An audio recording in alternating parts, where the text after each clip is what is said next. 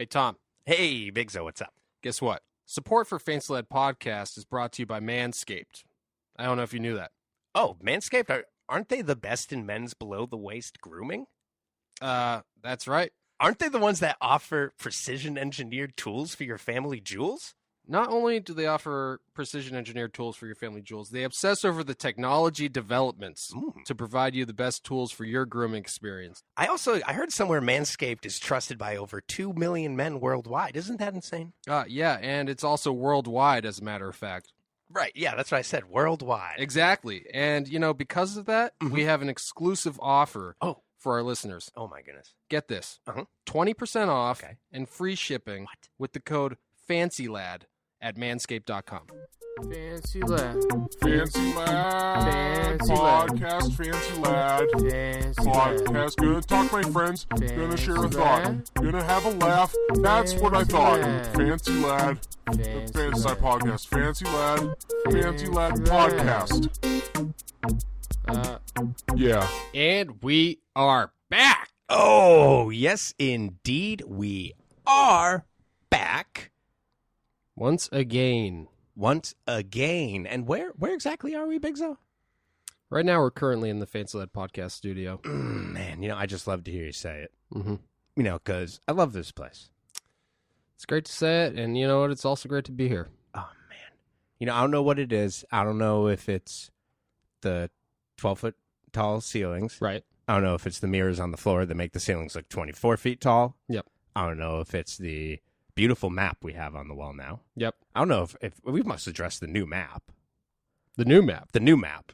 Have you seen the new map? Is it that right there? Yes, that one right there. What's that exactly of? That's flat Earth? Oh, okay. Yeah. No, I realized the other one was... Because the other one Inaccurate. looked like an orange peel. The other one did look like an orange peel, and I realized that it was actually just stuff it was in a box. I didn't see the label, but it was clearly on there, like Abe's leftovers. I see. Well, Abe's going to be disappointed about this whole flat Earth thing. Yeah, he really is. But you know what? Before we get into that, Yeah.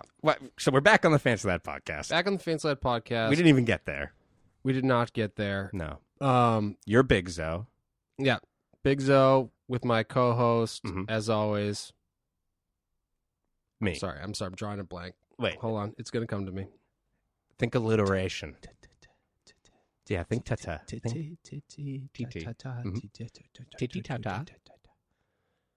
Tom Tweak, Yes, that is correct. That is me. a.k.a. Hot Tea. Hot tea. As my nieces and nephews. I can't know wait me, Uncle Teabag. Yeah, Uncle Teabag. Mhm. I can't wait for that Hot Tea album to drop. Oh my! Spitting those goodness. bars, as the kids say. When that Hot Tea album drops, y'all gonna feel it Mhm. for sure. Oh, yeah. Talking third, maybe fourth degree burn. Shit's going to scald you right in the face. Oh my goodness! I hope he brought a spare face because Mhm. first one's gonna be scalded straight off. And, it's not really nice to toss the scalding hot tea in your fans' faces who've paid all that money to buy your album and support you, but, I respect your decision. Oh my Victor. god! Come I on. saw that I've happen. never done it before. Oh my god! So this is a thing that engineer Victor does whenever I'm wearing shorts or my legs are exposed. He likes to he likes to come up and start nipping my calves or my shins, which is very cute, but also like extremely painful. And for some reason, he's taken a taste to Bigzo's calves this evening, and he just snuck in the Like I said, I studio. think it's because I haven't showered, so they're extra sweaty right now. Oh my! And salty. He climbed in through the window between here and the control room. He is cute. He is very cute. You I can't mean, deny it. he just there's something about your calves that he wants. Maybe it's all the blood over on your shins. Yeah, I was thinking that. The blood inside the calf. I don't even know what we were talking about before Victor straight up assaulted you. All right. We were talking about Flat Earth. Mm-hmm. We were talking about the new map. Mm-hmm. Talking about Abe. Talking about Abe. Talking about... Oh, we told them who we were. You're Bigzo. I'm Tom Tweak. This is the Fancy Lad podcast. Mm-hmm. Mm-hmm. Victor started biting you sometime after that. Man, what what were we just talking about when he was trying to bite me? You want to go back and listen? Before we do that, Mhm. I just wanted to say that the podcast studio, to me, it's not even like a second home at this point. It's like a first home. Oh, yeah. And I don't know if that's because I've been squatting here. I was and gonna actually say. living here secretly. That's what I was going and to just say. defecating all over the place. I was going to ask about that. But Mm-hmm. it feels like home. And that's nice to hear because I like to. We've tried to create an environment here at the Fancy Lad Podcast Studio where everyone feels at home. Mhm. I'm very happy to hear that you do feel at home here. However, I could do without the defecation all over the podcast studio. Well, I figured if a pack of wild wolves Mhm. comes in here, Mhm. tries to attack me, I will have marked my territory, Right. and they probably will try to compete with me Oh, absolutely. in some sort of dump taking regime. Oh man, but imagine a dump tape. Dump tape. Yeah. And we'll have a dump off between me and the pack of wild wolves. And I'm practicing. Those are practice dumps So you think the for wild the real thing. You think the wild wolves are going to take the feces and smear them all over the wall? No, I think it's going to be more like a Tony Hawk's Pro Skater graffiti. I think Victor put the metronome on. Graffiti scenario where it's the amount of dumps you can take, Mhm. amount of spots you can hit Uh-huh. without somebody dumping over your dump. Dude, okay, well that's a good concept for a game. It is, and I've been pitching it to Rockstar, and they haven't wrote back to me. Really, how have you been contacting them? Just email or? Well, I've been playing the game Mhm. Vice City, Oh yeah, I know Grand the Theft one. Auto. Oh And yeah, I've just been yelling at the characters to pass the message along. Hey you! Hey, you stripper! Hey honey, what's up? I got an idea for a game, and I want you to tell your developers. Okay, yeah, sure. What's going on? It's called Poopy Poop Poop Puff. Oh, interesting. Okay, tell me more. You poop everywhere, and you out-poop the other opponent. And how far are you in development? 90%. Wow, that's actually very far. Yeah, so if you could just write me a check, I'll finish this baby up and send it to you immediately. Okay, here you go. Bye. Whee! Wow. That actually worked out that time. No, I haven't played that game that much, Mhm. but from that, it seems really fun. Yeah. Yeah. Oh, yeah. Oh, yeah. Well, it takes place in the 80s, which was a different time, Different time, simpler time. Oh, man. So simple. We're talking Mhm. before the internet, Oh, pre-internet. pre-internet. If you could imagine a time where if you had to order skateboard product, Mhm. you couldn't just go on your computer to order it. No. No, you couldn't just go into your phone you couldn't just say, hey, Alexa, order my New World Industries complete. Yeah. No. You had to get a catalog in the mail Mhm. every season. Mhm. You had to circle each product. Every single one. Everyone that you wanted to buy. It Every could be single- everyone. It could be everyone. If you want every product, circle every product. Every single one. And then you have to go to your legal guardians, Mhm. and you have to beg and plead with them to buy you every single one of those. You say, legal guardian A, legal guardian B, Mm-hmm. I have a proposition for you. Mm-hmm. I will mow the lawn in exchange for American currency. I'm proposing a trade. I propose a trade. And if you can't see me, I'm doing the triangle hands right now. Oh, yeah. Absolute triangle. I always knew Bigzo was Illuminati. Mhm. And the proof is in the pudding. Mm-hmm. Or I could just be, A fan of triangles? fan of triangles. That's true. Anyway, we're getting off topic. I'm talking, needless to say, I'm talking about the CCS catalog. Oh, man. I love the CCS catalog. Do they still make a physical one? I feel like they do. I feel like I got one recently. And it was a surprise. It was like looks in a the lot winter. different. I think the last time I checked, it didn't have the same dimensions. I don't know if it's still being printed. What are the dimensions now? Is it more like a newspaper? Like something you go, like shake out. You go, all right, what's in here? And then fold it up and like fold it over your knee a little bit. No, it's not quite that large. Mm-hmm. Was it more like a pamphlet you find in like under your rear view mirror? Under your rear view mirror. Or Yeah, 'cause they got into your car and They- left it they on broke top of into your car. broke into your car, left it on your dashboard. They decided next to the furry dice Right next to that the they furry made dice. a tassel Mhm. and put a catalog or pamphlet rather underneath your rear view mirror. Yeah. Yes, it's exactly like that. Interesting. So it's a smaller format. Yeah, smaller format. But, needless to say, the CCS catalog is a part of skateboard history, Oh, yeah. and it's, iconic to the industry alone. I associate CCS catalogs with a lot of holidays as well. A gift holiday is coming up.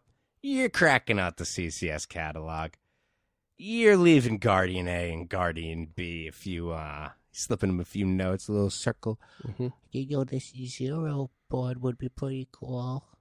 I mean, if you wanted to get it complete, I like the Speed Demon bearings. I want this backpack, and listen, it's the CCS backpack, so it's a little bit cheaper. I want the Osiris one, because obviously I want the speakers. Mhm. I want the The speakers. G-bag. I want the G bag. Yep. Listen, look at me. I want the G bag. Yep. Mom and Dad, I'm a G. Mhm. I want the G bag. However, I'm willing to meet you halfway.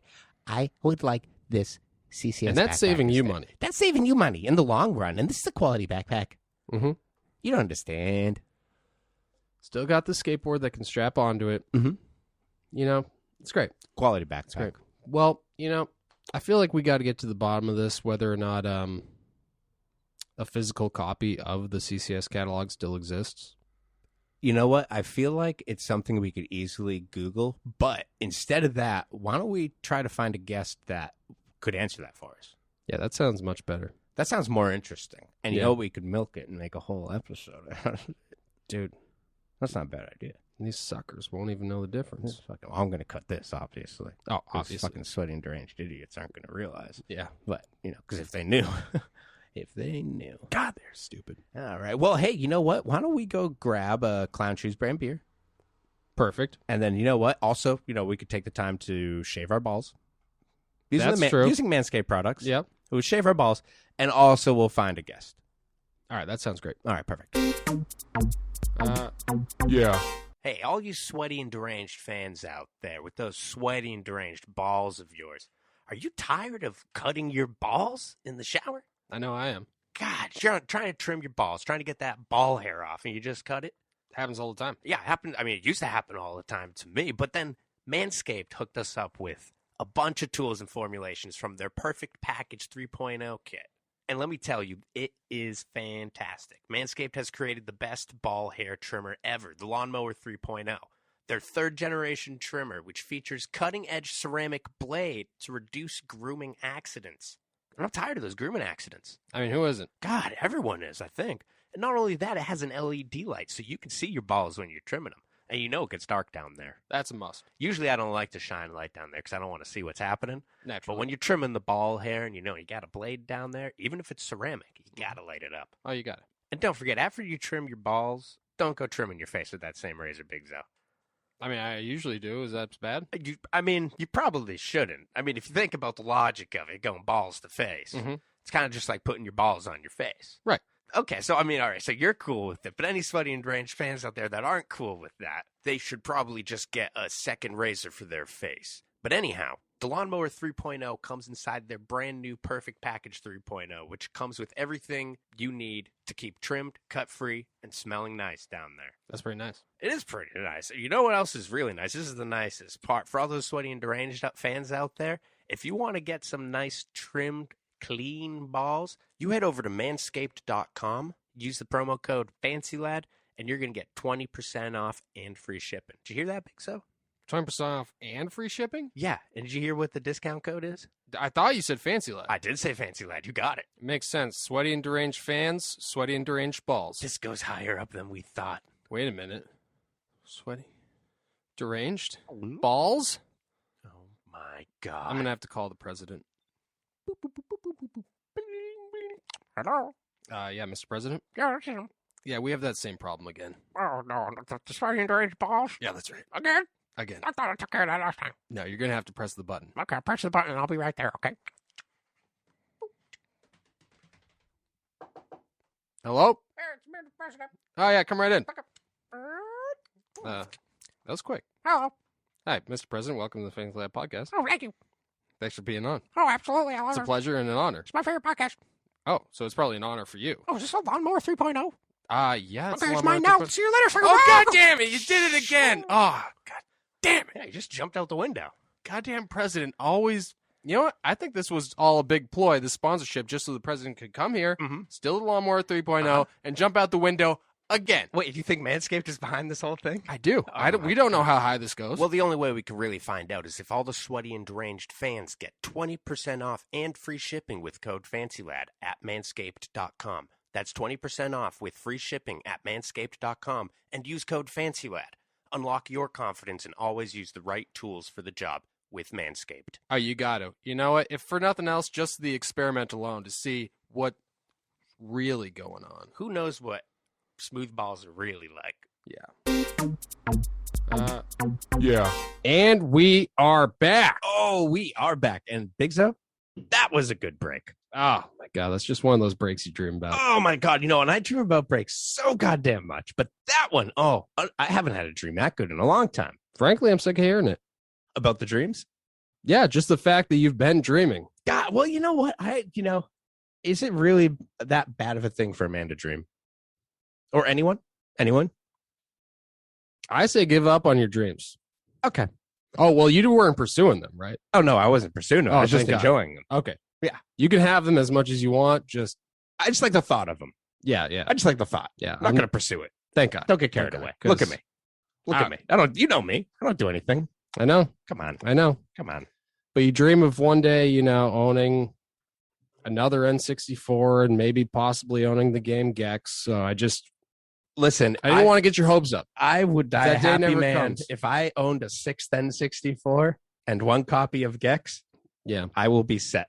And, I'll be a happy man if I just Oh, dude, what was that? crack into this Clown Shoes brand beer right here, sponsor of the man. Fancy Lad podcast. Goodness, I love clown shoes. Oh, who doesn't? Which one do you got there? This is the Haze Cake. Oh man, It's the big boy. It's the Hazy Double IPA. that is a big boy. What's the ABV on that for all our Chris Pastresses listening? We're talking 9%. Oh, you hear that, Chris? You're gonna love that. That's a big 9, boy. Hold on, what's like? Yell exit Dune. Oh yeah, let's hear that sip action. Oh god, that's good. Oh man, that's good stuff. Damn. Well, that's I'm happy for you, and I'm happy you have that. But I feel like this is an appropriate time for me to say that. Dude. I also grabbed a Clown Shoes brand beer, but I went with the Mango Farm India Pale Ale with mango. Because you love that Crunkle Sam so much. I love Crunkle Sam. There's something about him. I haven't been too big of a fan of his lately, I will admit, but I think he's going to make a comeback. There you go. I'm just going to do a little sip. Well, now we've appeased the sponsors. Let's introduce our special guest. Oh, here. wait. Also, we did shave our balls thanks to Manscaped. Thanks to Manscaped. Okay, perfect. Now we can introduce our special guest. Yep. Perfect. Okay. Matt Price, Mhm. King of CCS. Mhm. The pretty much one of the biggest figureheads in the industry that you can even come across. You'd be hard pressed to find a bigger figurehead in the industry He's to come the, across. he's the Wizard of Oz behind the whole thing. Like He's the one physically behind it. bigger? No. We're talking metaphorical here. But Matt, You may listen, be right though. I'm I know it's true. he's a big boy. He's a big boy skater. And I don't mind saying that because you know what? I consider myself a big boy. I welcome. I think most people do. I vibe with your. I think that's appropriate. Like we can consider ourselves large skateboarders. We're a small, a niche group of skaters. So I'm okay with you. Assuming that. I'm happy. Yeah, I was at the skate park today, and there was this like big girl skater, and she was killing it. And I was like, I was just surprised, and it wasn't because she was a girl. I said it was because she was big, and I was like, I don't see it too often. I just don't. I'm like, I was trying to think, and I was like, besides like me, Matt Price, and Marby, like, who are the more full, like, figured, big bone skaters in like We the don't. spotlight? We don't have a lot of people holding it down for us. Maybe like Matt Schlager. Matt Schlager of the Seattle 15 flat 15 fame. Yeah. I think that's correct. But Matt's pretty epic for a large skater. But no, Marby and I we skated yesterday. And we were just talking about that. Like I'm like, sometimes you have to really like. I think I hid from it from a long time. I'm like, I don't want to be like a fat skater. And now I'm like, yeah, I'll just be the fat skater. That's fine. Like, if some young husky, would-be skate kid gets excited to see some, fat person skating, then that's like a representation, right? It's cool. Yeah, I think it's great because it, encourages. Like skateboarding should be encompassing of all walks of life. It doesn't discriminate against, anyone can skateboard. But growing up, I never really saw anybody, bigger in the videos. And I mean, I remember my brothers used to make fun of me because there was this one big dude in the Thrasher video, Rob Oliveira. And because, I was bigger, they would always like rag on me because this one guy was in the video. But I thought that it was super sick that they put that one guy in the video, though. Oh, for sure. You were like hyped when you saw, like, the funny thing about skating is even if you're a little fat, you're fat, right? Like, like I remember people like and no disrespect to Jordan Taylor because I fucking love Jordan. When Jordan Taylor came out, I remember people being like, oh, that fat kid on Toy Machine. I'm like, he's not fat. He has like a round face. Yeah. Like he's actually like in really good shape. Like he's got wide shoulders and around. Like it's not like he's fat, but that was like considered fat, or that like like Fred Gall. Fred Gall is like a thick, hardy man. He's not like fat. He's never been like obese or anything, but he was considered like fat by skateboarding standards because you're just, you're surrounded by bird people because the best skaters end up being like, it's like running or something. Like your body is just predisposed to like jumping down shit and not breaking because you weigh like 120 pounds, and that's fine. Like I don't know. I think there's something. I grew up like going skating with like Ryan Lay. Like anyone looks fat next to Ryan Lay. Like he's like 6'4", and I don't know what he weighs, but he's a very thin man. And like we make a nice 10 next to each other, and that just eventually gives you a complex. I think being around thin skaters all the time. Fred Gall, he used to be super skinny though, so maybe that's why it came out. If you put old Gall next to new Gall, it's just it's all relative, Which I have a rule, an unspoken rule in my head about fat skaters, and I still respect any heavy skaters out there that are doing it. Like I respect, but I have a little more respect for skaters that have always been fat. Like if you've just been the fat kid into the fat adult, and I mean maybe just because that's what I was. I'm like I'm here for you. Like if you were thin and got fat, that's cool too. But if you got good at skating when you were thin, right, it's a little different than learning tricks with like 250 pounds. Learning how to like whatever backtail the ledge is different than learning at like 160 and then getting to 250. I think. Yeah, Tom, you don't know how many times I say this. No, I do. No, I was gonna say, Matt, you don't know how many times I have to hear Bigzo fucking say this to Matt Tomasello. Yell exit Matt Tomasello, and it's a valid point, but Matt just can't get it through his fucking head. No, he just can't get it. Not you, Matt Tomasello. Matt Tomasello can't get it through his head. Yeah, whenever I'm struggling with like skating down a small stair set or committing to something that's like a little bit scary because everything's so goddamn easy for him. That's another thing. And then it's not that just he's lighter, he's just so goddamn good too. Yeah, but I'm always like, Matt, you put on a backpack with 100 pounds and you try the same trick and then come back to me, all right? Yep. Yeah, let's get 50 on the front, 50 on the back. Yeah, and then let's have to even it out. If you can, because he floats. He's one of those like sick skaters that floats, right? Like when he's in the air, like sometimes his clips look fake. Even when they're not in slow-mo, you're like I watch him and I feel like, does he just have some After Effects shit that he can like keep his feet in the air an extra second? Or it's hard to like understand. So I get it. Like I'm like, you're a floater. That's cool. I'm like, it's like if you put a gun to my head, I could ollie 5 boards probably if you gave me an hour, right? Like I would try my hardest and I would get over it.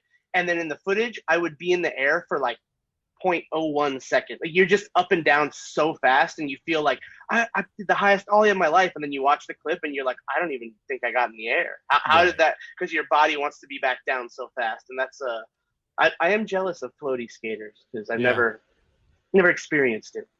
I know. Well, you were skating with, our good buddy there and team rider, John Benton. Ah, love John. Yeah, and he considers himself a bit of a big boy too, but he's been running, and I've been jealous of his ups lately. Yeah. Well, he's also Genuinely. been doing he was working like construction and stuff, so he's just in he's pretty fit right now, I'd say.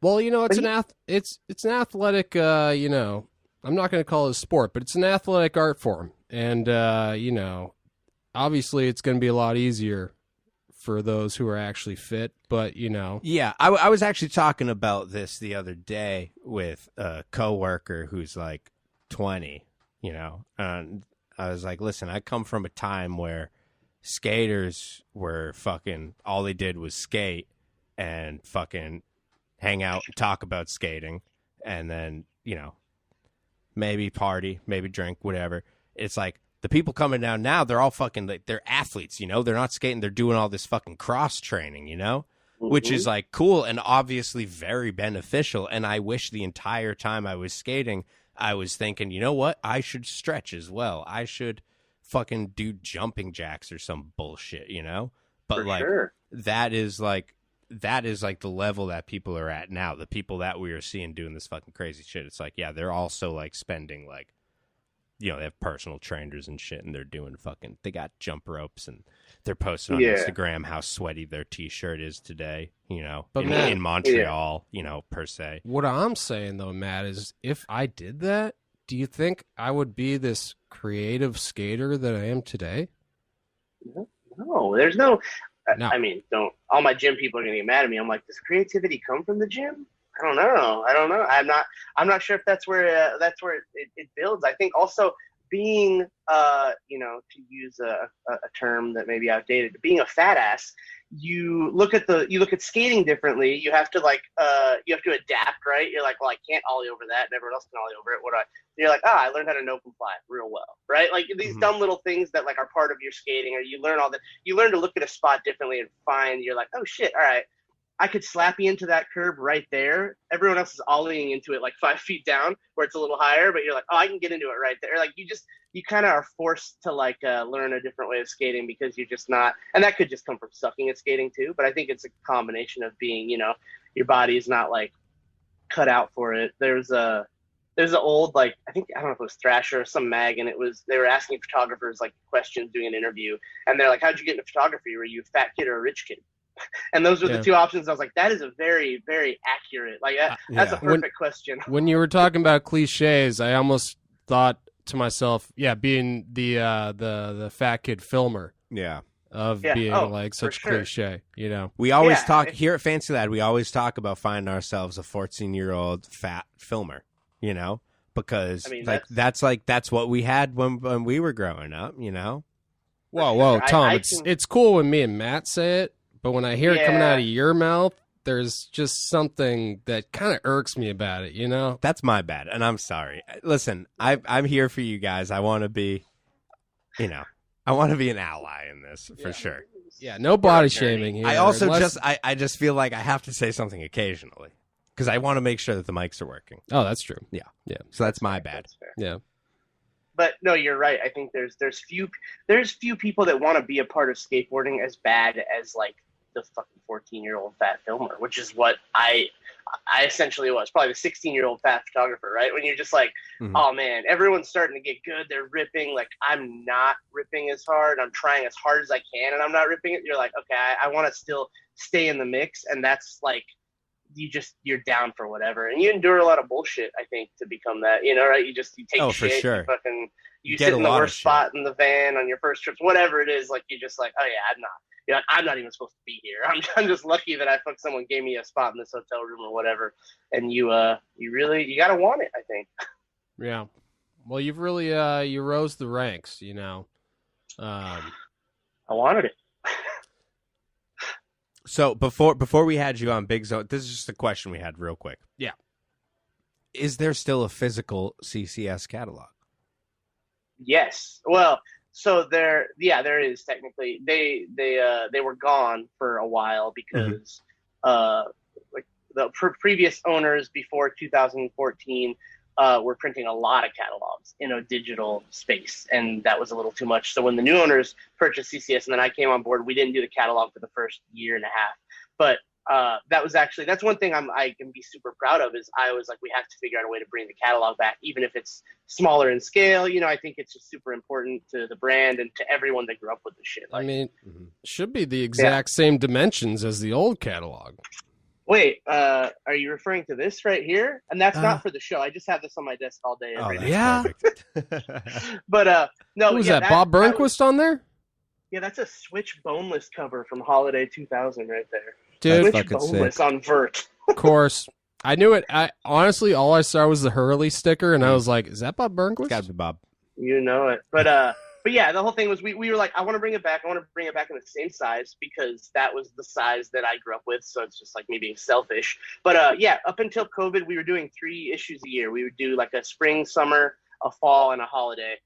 COVID fucked everything up for like product availability. It was really hard to plan because everything was shipping late and everything was just such a mess. So we didn't do it for the whole year because it was like we didn't know what was going to be in inventory when the catalog came out, so we couldn't plan appropriately. But we are coming back for holiday, coming back real strong. The board shortage hit everybody hard. Yeah, man, everything. And just like even just with shoes and stuff, like shipping, like stuff that was supposed to show up, you know, in January didn't show up till May, and just that is like, it makes it so difficult to put something into print and be like, oh yeah, you can order this, and then a bunch of angry people are like, what? This is nowhere to be found on your website. But yeah, so long story short, we definitely still print the catalog. We print it in a more, 2021 friendly kind of way. It's a smaller circulation. It's less times per year, but I think it's as long as CCS exists, the catalog has to exist. I think it's almost like silly if it doesn't. Now, here's an idea for you that I was thinking of the other day, and I'll give this to you for free right now, but if you end up using it, you're going to owe me big time. No, you just said free. That's recorded. I said free. I said free. Okay, I said free right now. Okay, but if you use it, but this is, and listen, I think I would subscribe to this if you had a subscription where it was just like every month or every 2 months or something, you get an old, like just a newly printed old copy of the CCS catalog. If you still had those somewhere where you could just be like, oh, we'll print this issue. And then be like, people would fucking go fucking bonkers over that. Obviously, you can't order from it, but dude, just to go through and look at it and look at the fucking backpacks, man. Sure. Just to look at the backpacks. Oh, don't get us started on the backpacks. The backpacks. So we have when these guys bought CCS, there was no catalog archive before 2009. So somehow because the business was bought and sold a few times, so I think that stuff just kind of got lost.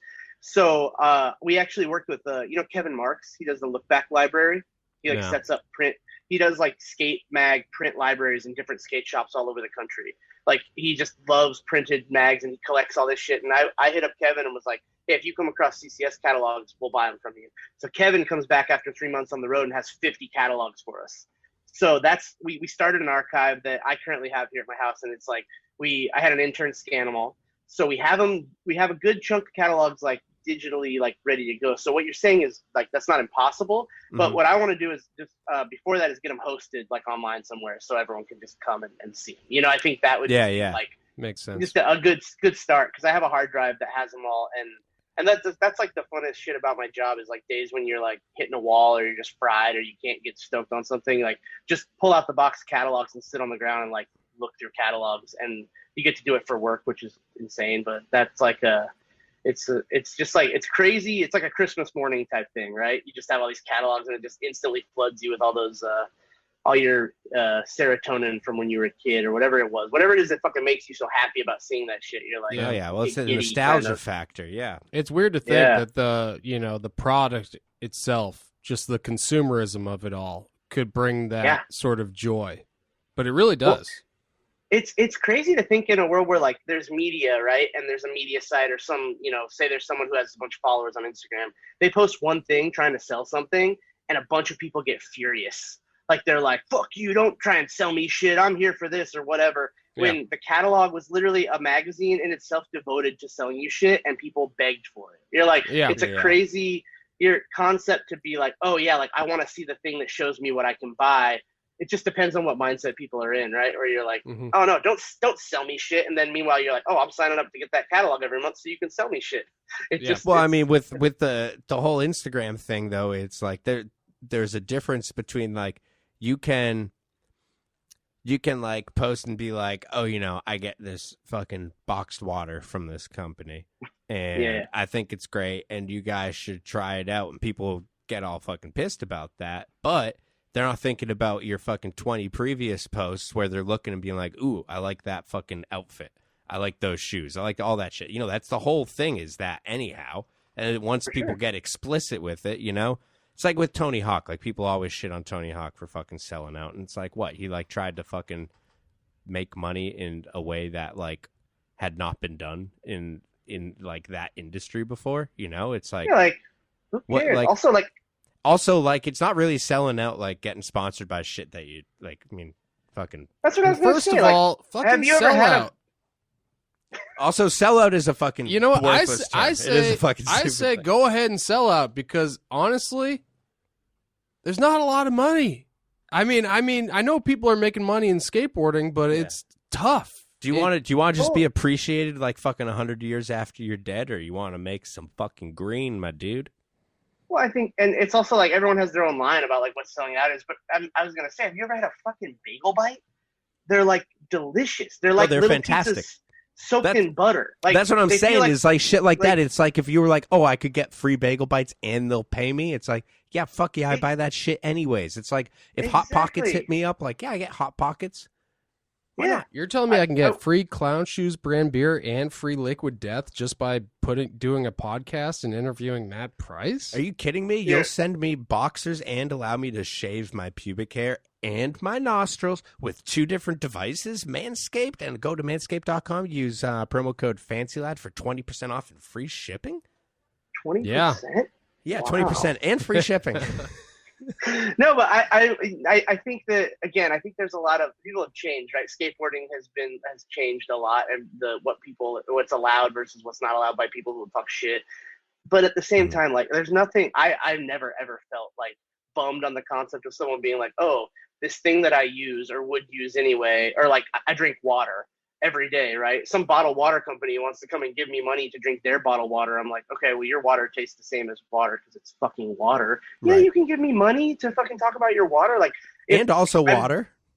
Yeah, water is great. Like I'm like Trader Joe's brand bourbon wants to sponsor me because that's what I'm drinking. Like I would love that. It's like there's like it's just things that you use and buy in your daily life, and I never really understood that, even when I was younger and like tougher and didn't want to sell out, right? But just like, fuck. Bagel bites, that was the one I feel like you got a lot of shit for from a lot of people. It's like, oh, bagel absolutely. Bite. You're like, bagel bites are sick. It's like, I'm come not on, dude. angry at Like that. you're fucking mad at Tony. Your mom made us bagel bites yesterday.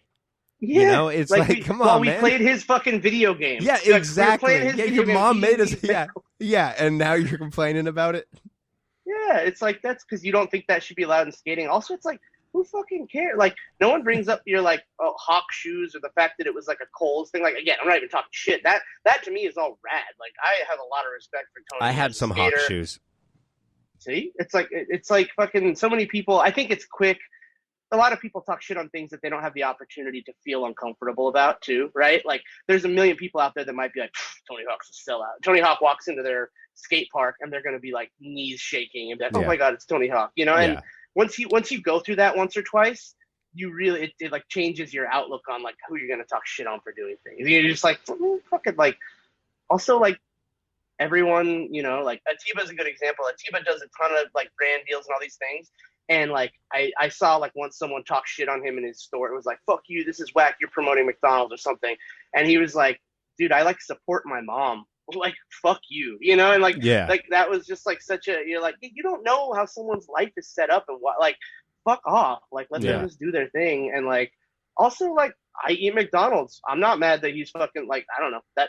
Again, I think some people get more upset about it, and that's totally fine if you're not down for that. I also, with food stuff, it's easy for me because I'm like, I'm just a fat ass. I eat everything. So I'm like, yeah, do an ad for McDonald's. That's not. I had fries from there yesterday. Who cares? Well, I think it's something also where people, you see a pro skater or you see a pro photographer or pro filmer or something, like Atiba, and you're like, oh, that's Atiba. That dude, must make like tons of money because skating, because he's in the skate scene, or like a skater, like, oh, he's a pro skater, he makes tons of money.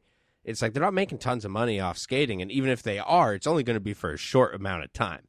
Like, how the fuck else do you think they're going to make money, especially like if they have a family that they need to support or anything like that, like, let alone even like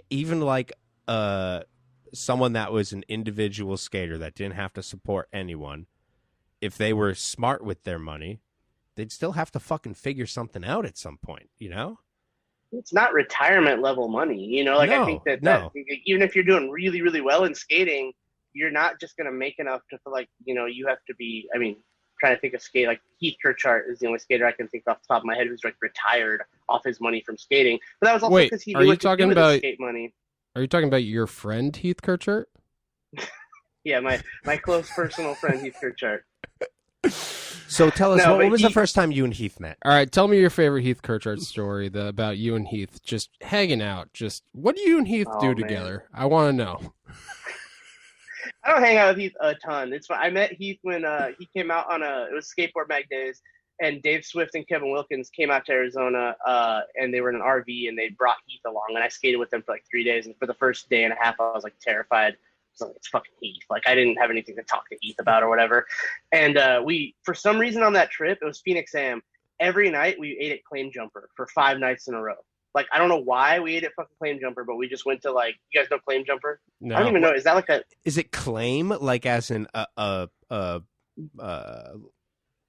Yeah, like a goal, it's like I think it's based off of old prospector, like Claim Jumper. Like, this is my gold claim or my land. I claim this land jumper. It's a fucking chain steakhouse that's in like the parking lot of malls, essentially. It's like Outback. Sounds good. Maybe like, I mean, it's delicious, Hell but yeah.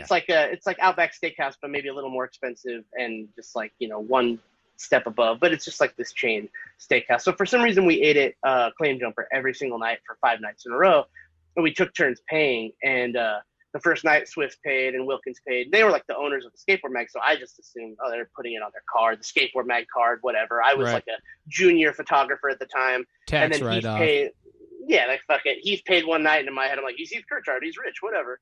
And then 4th or 5th night comes, and they're like, it's your night to pay price. And my night was the biggest night. We had Steve Luther, who at the time I think was running Circa or Converse. Sally Vitello was there randomly. Like, it was a very weird crew of people. And it was a huge dinner. Wait, so it wasn't just the 4 of you? No, it was everyone. Oh, and I think they were bullshit. fucking with me because I was like 20 or something, and they were like, oh, it's your night to pay. And it was like a $350 tab. And I was like, fuck it, it's my night to pay, I'll pay. And I think I took the bill and I fucking paid it, And I remember like Heath like that. I think Heath was like, holy shit. Like, and I think he told Dave later, like, oh, that kid's like fucking really, I impressed Heath purely because Heath is so cheap that he was impressed that I bought him dinner. I think that was like when, and the next day we like talked a little more, and like we had, it was like, I felt like that was the start of our bonding, was that like, he was like, oh, cool, you bought me something? We're friends now. But I think it was more of like they didn't expect me to actually pay for the dinner because I probably had, $700 in my bank account and spent half of it on fucking steaks at the Claim Jumper. Yeah. But I guess I was riding a little high because I had sold this Ryan Sheckler photo to Oakley for a lot of money, like maybe the month before, which for me at the time was like fucking insane. Dude, and I think I thought like, I'm just going to keep getting these ads forever. Like, I'm going to fucking buy these guys dinner. I don't give a fuck. I was a little reckless with money, I think, in those days, but I think that was how I earned Heath's respect. And then we kind of from there just, became friends. And over the years, I've never shot a skate photo of him. We tried once. We shot attempted a sequence one time, and we didn't get it. And then since then, we just hang out every now and then. Yeah. Dude, that sucks. Is he looking for any sponsors right now? I don't. I think he's the opposite of looking for sponsors. He's probably turning them down. I mean, he's just looking for. He has open spots for more friends to buy him dinner. He Please just calls Matt occasionally. He's like, "Hey, Matt, have you eaten yet, bud?" Matt, you really think, Heath is going to be clamoring at the opportunity to ride for Fancy Lad? I mean, you never know. I don't know. I don't think he's clamoring at the chance to ride. He's really hard to get skate. Like when I first moved to LA, I tried to get him to skate a lot, and he just doesn't. he doesn't skate much, you know. And I would be like, let's go to like Stoner early in the morning, and like we went like a few times, and he just skates like twice a year. I think he just doesn't. I think if he's not doing it at the level he was doing it before, he doesn't really care to do it as I much. didn't know if it was a BAM thing where he just didn't like being like recognized at the skate park or whatever, you know. That could be part of it. I don't think so though. I think he genuinely just doesn't. I think he skates very differently than like maybe you or I skate. Like I'm like, let's just go have fun and push around and skate ledges, and I think he's like, that's not fun. I think he wants to like almost die. That's why he like. That's why now instead of skating, he's like, you know, rowing his boat to fucking wherever, and like he's taking flying lessons and wants to fucking, you know, fly a plane. He just wants to do like. He's an adrenaline junkie. He's an extremist. I've told him that. I said, you're an adrenaline junkie. He's, no, I'm not. And he says, say it to my face, motherfucker. And then you're like, Okay. whoa, Like, Heath. I just bought you dinner, my dude. I drove you all the way to Claims Jumper to buy you a nice steak dinner. I bought you like fucking a pound and a half of red meat. But no, I think the coolest, just to finish up, my favorite Heath thing that ever happened was he came to Portland for a skate contest we did for CCS, and we went, him and myself and my wife ended up going to Acropolis in Portland, which is a gentleman's club or just an adults club, I guess. And they have like adults club. What does that mean? They like play Matlock 24/7 or? Yeah, kind of. I didn't want to generalize. I'm like, well, strip club's not just for gentlemen. It could be for anyone, you know, anyone over 18. But so we went, and this place also like has really good steaks, really good burgers and shit. So we had dinner. And then my wife and Heath and myself ended up getting pretty hammered and just like hanging out and just, you know, throwing money and just hanging out at the strip club and enjoying the atmosphere. And on the way home, we were all a little drunk, and we were planning our wedding at the time. And Susie was like, you have to come to our wedding. And Heath was like, I'll come to your wedding for sure. Everyone's just drunk. And then, you know, fast forward 6 months or whenever we're getting the invitations ready. And she's like, should we send one to Heath? We invited him. And I'm like, I mean, I guess we can invite Heath to our wedding. That seems like ridiculous. And we invited Heath to our wedding, and fucking he showed up. And he was day like, of the wedding, fuck, they remembered. I feel like he's like, this is going to be awkward if I don't go. So day of the wedding, one of my friends texted me. He's like, I think I just saw Heath Pritchard at the pool of the hotel. I'm like, oh, that means he came. That's awesome. I was kind of, I was blown away. I was like, that is, because our wedding, you know, trying to like play it cool as you like make your vows. You're just like, I promise to love you forever or whatever. I mean, whatever's cool. I don't really care. I'm just a skater. Just looking at him, what's up, Heath? side of your eye. I love you, like Heath. nice and white satin plays and we walk down the aisle together. Yeah. But no, that was like and I think it's, some people get into an industry or like meet like friends like that, and it's like you go, they have those like, oh, my wedding was like the fucking, some people have the industry wedding or whatever industry you're in, you know, like our wedding was not like that. There was like fucking, you know, 2 or 3 pro skaters. It was all our friends and shit. And so It was just really funny that like fucking Heath was one of the random people who, you know, were your friends shitting their pants that Heath Kirchart was there? And did the guy conducting the sermon, when he said, is there any reason why these two should not be wed or forever hold your peace, did you stop for like a good 30 seconds to look at Heath and be like, this is your chance. You're the one for me, Heath. Me and you, we're in this together. I'm like, claim jumper forever. Every day I was in my vows. I was like, I promised to buy you claim jumper every day of our life, and I winked at him. I was like, come on, dude. No, he did not object to our union, which was nice. That's good. And, that's really nice. That's actually polite. Yeah, that's always a good sign when that happens. But but yeah, no, he has an interesting effect on people because he is so like elusive, I think, and like friends were just like, what the fuck? Like I think and he's just quiet, so I think people don't know how to like, you know. I don't think he's a super social person in that way, so he makes it extra awkward, and I think it's just but he is honestly the most like interesting person like in skateboarding. I think like he's fun to hang out with. Well, you meet a lot of you probably rub elbows with a lot of famous people over there in La La Land. You know, we're over here in Boston, Massachusetts. No one's even heard of it actually. It's just the only famous people in Boston right now are Bigzo, myself, Tony Shalhoub. That's it. That's it. Wow. I guess Ben Affleck when he decides to come out to get coffee. Is Mark Wahlberg from Boston? He's from Boston, but he's not in Boston. And I heard John Malkovich lives in Cambridge, but why am I not seeing all these people? I see the same people every day. Yeah, John Malkovich does. His mother lives in Cambridge, and he stays there frequently. Yeah. to help her. Get him on the podcast. What are you wasting your time with me for? Get John Malkovich here. You got he his was number? he was actually supposed to come on tonight, and he bailed. I was Yeah. I was a backup. Got it. But What can you do? is it true? Are you friends with Tim Roth? I don't want to just have this be like a Oh, podcast yeah, no, this is where the we podcast where we just ask ask you who you're just friends with. about, who more famous than you hang out with. But is it true that you hang out with Tim Robinson? Yeah. Tim. It's funny. Tim has become like my probably like one of my better like skate buddies like here in LA. Like He does is- skate? Oh yeah, Tim's he's like a skate rat. Like he skates way more than I do. I think you Like, should leave Tim Robinson. Yeah. Yeah. He is like. Can you get him on the podcast? I can try. I can ask him. Okay, well, there we go. I'll always ask. But Hell yeah. he, All right, thanks, Matt. We'll talk to you later. All right. See ya. No, he so that was crazy because I fucking his show, like I knew him from SNL and stuff before Right. a little bit, and I'd seen Mhm. like an episode or two of Detroiters, Yeah. and then I Think You Should Leave came out, and I saw it, and it was like And it blew your fucking dome off. Happened to me Best- too. It happened best to me. comedy.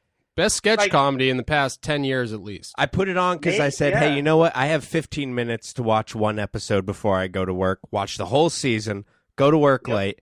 Get home. Grab my roommate. Say, He's fired. we're watching this. Yep.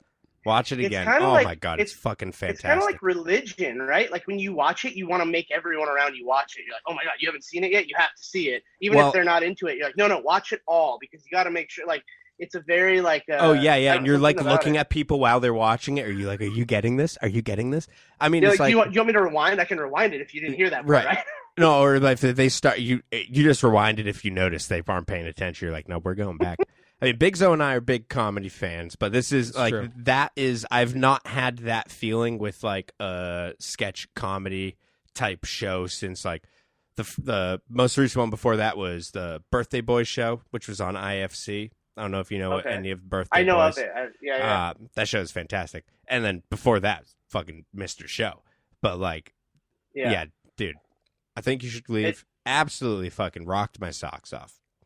I still have a soft spot for Tim and Eric's Awesome Show. Great job. But when I return back to it now, I'm like, what the hell was I thinking? It don't didn't even really put stand that- the test of time for some reason. The only But time I watched that was at your place when Linquist would put it on. I Yeah. never watched it when it was on, but I don't even put that in the same. I wouldn't even think of No, that at the as time, the same thing. at the time, it just blew my mind. Oh, But yeah, now yeah, when right, I right. go back to it, that's why it's like I don't know.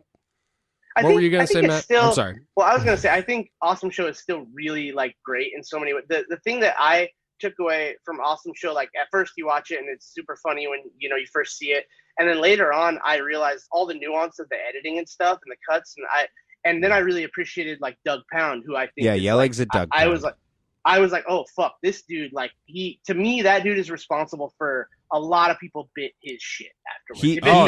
He Yelling's shit, Doug right? Listenhop. He is the George Martin for. I'm not sure if you're familiar with George Martin, but he is the George Martin for Tim and Eric for sure. Is he the guy of He's the producer of like the Beatles, like they're the fifth Beatle.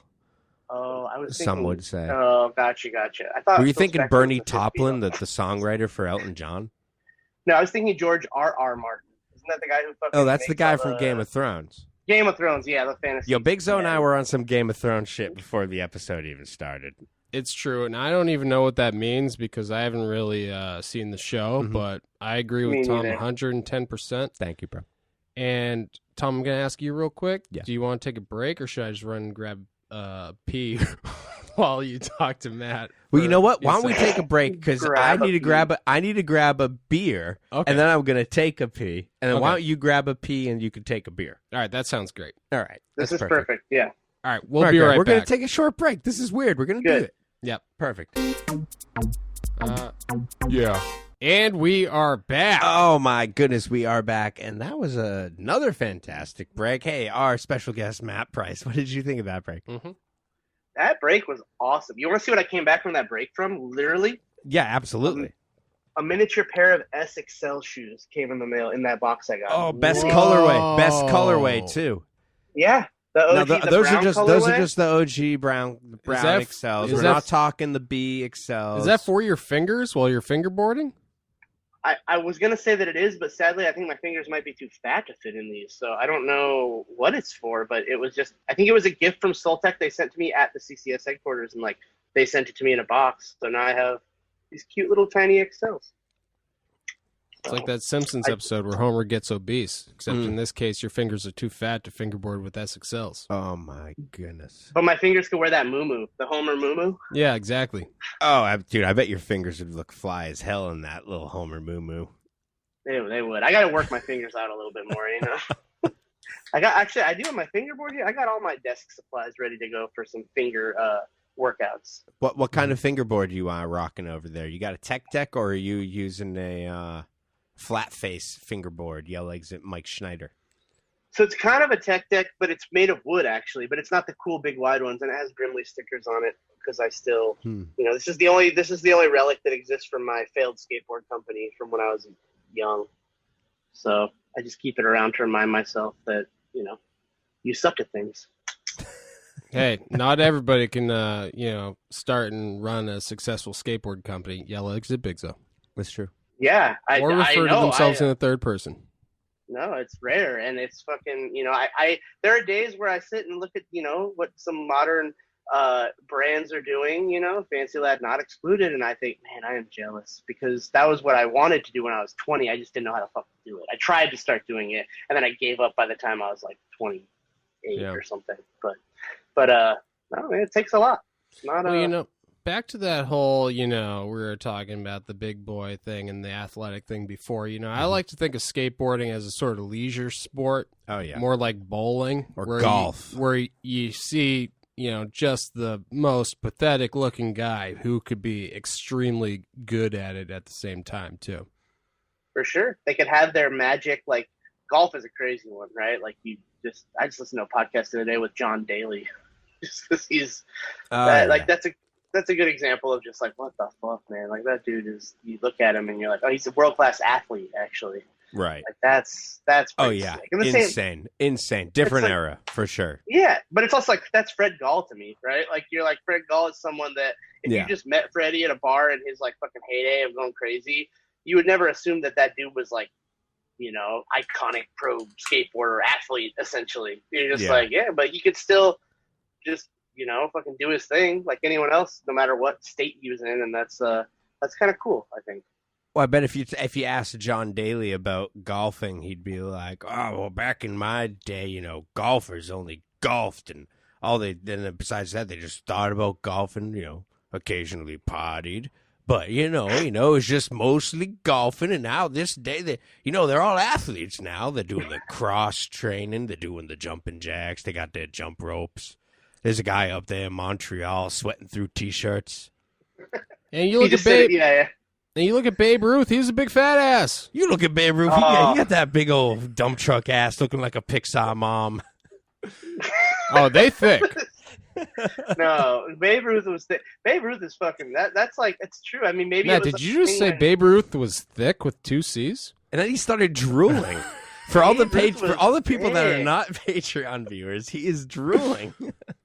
Yeah, I was gonna say, do you guys? If only Babe Ruth had an OnlyFans back in the day, he could have done really well. But no, Babe Ruth was a big boy, and he did not give a fuck. I love hearing those stories about like people that were like playing like professional sports hammered or fucking like on drugs and shit. And like, obviously, I don't want anyone to be like addicted to drugs, but you're like, those stories are like insane, you know. And well, when you're going back to like the 40s and the 50s and shit, and it's like, oh, this guy's on like straight like opium.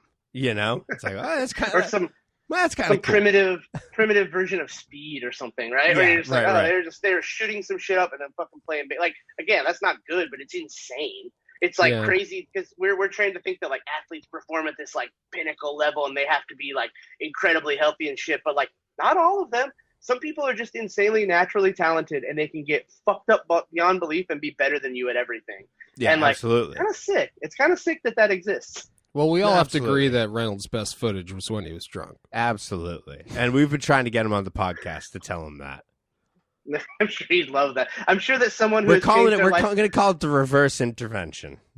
I love that like concept, like someone who's changed their life for the better, probably would have died, you know, was addicted to things. They're like, hey man, you're sick now, but like you were really sick when you were almost dying. That Way was cooler when you were almost dead. Actually, that reminds me of the Will Sasso Mad TV skit where he got skinny, and then they had an intervention because all the cast members were like, "Will, I'm sorry, you're only funny because you were the fat guy."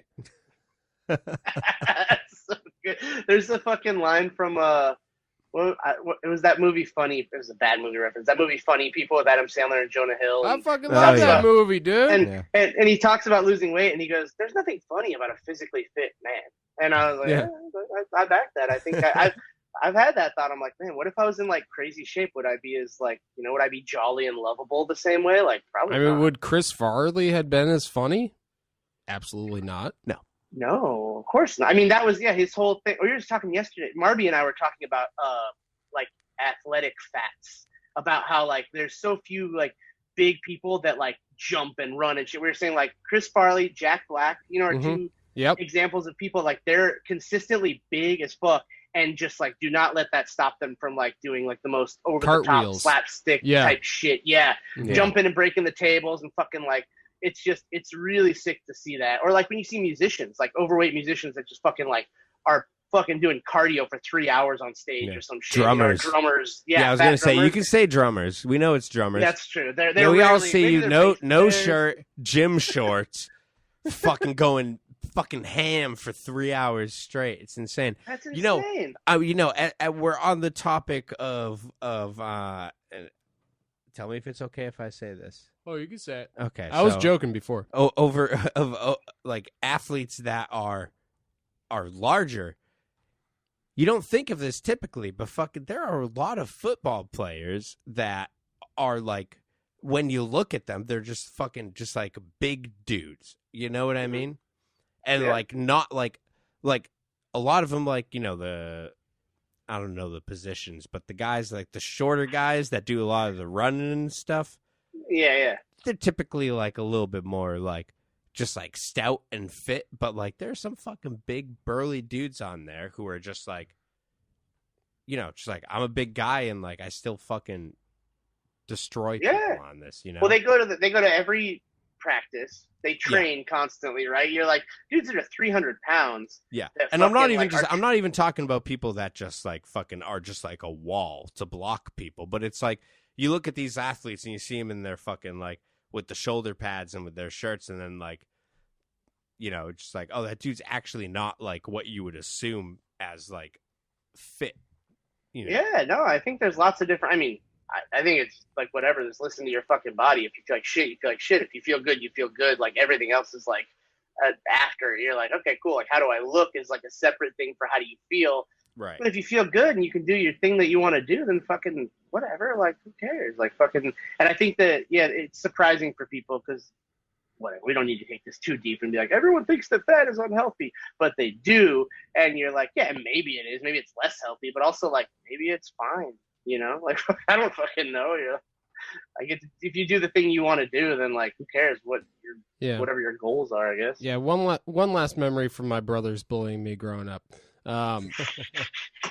I also liked playing guitar. Yeah, I consider myself a bit of a guitarist, and I remember my brothers telling me, like early when I was like growing up, they're like, "Yeah, you're never gonna be famous at guitar because no fat people are famous at playing guitar." What? And that's not true. Well, that's just that's plain like, untrue.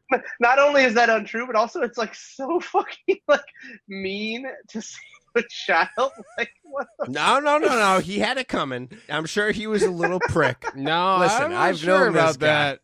No, I'm pretty sure that's what made me into a prick Ross afterwards. And Todd are angels. Yeah. But I said to him, I was like, not the guitarist of Fear Factory. Yell exit guitarist of Fear Factory, whoever that guy is. I love that.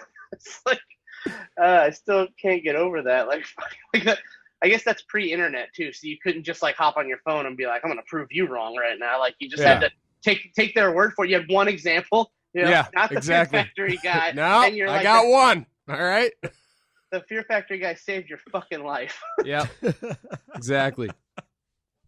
That's like, yeah, no, that's good. I think I thank God I never had that level of bullying or like no one ever was that mean to me blatantly about being fat. So I would have just given up at everything probably. If someone said something like that to me, I'd be like, you're right, shit. I'm gonna go die now. What is your position at CCS officially, Matt?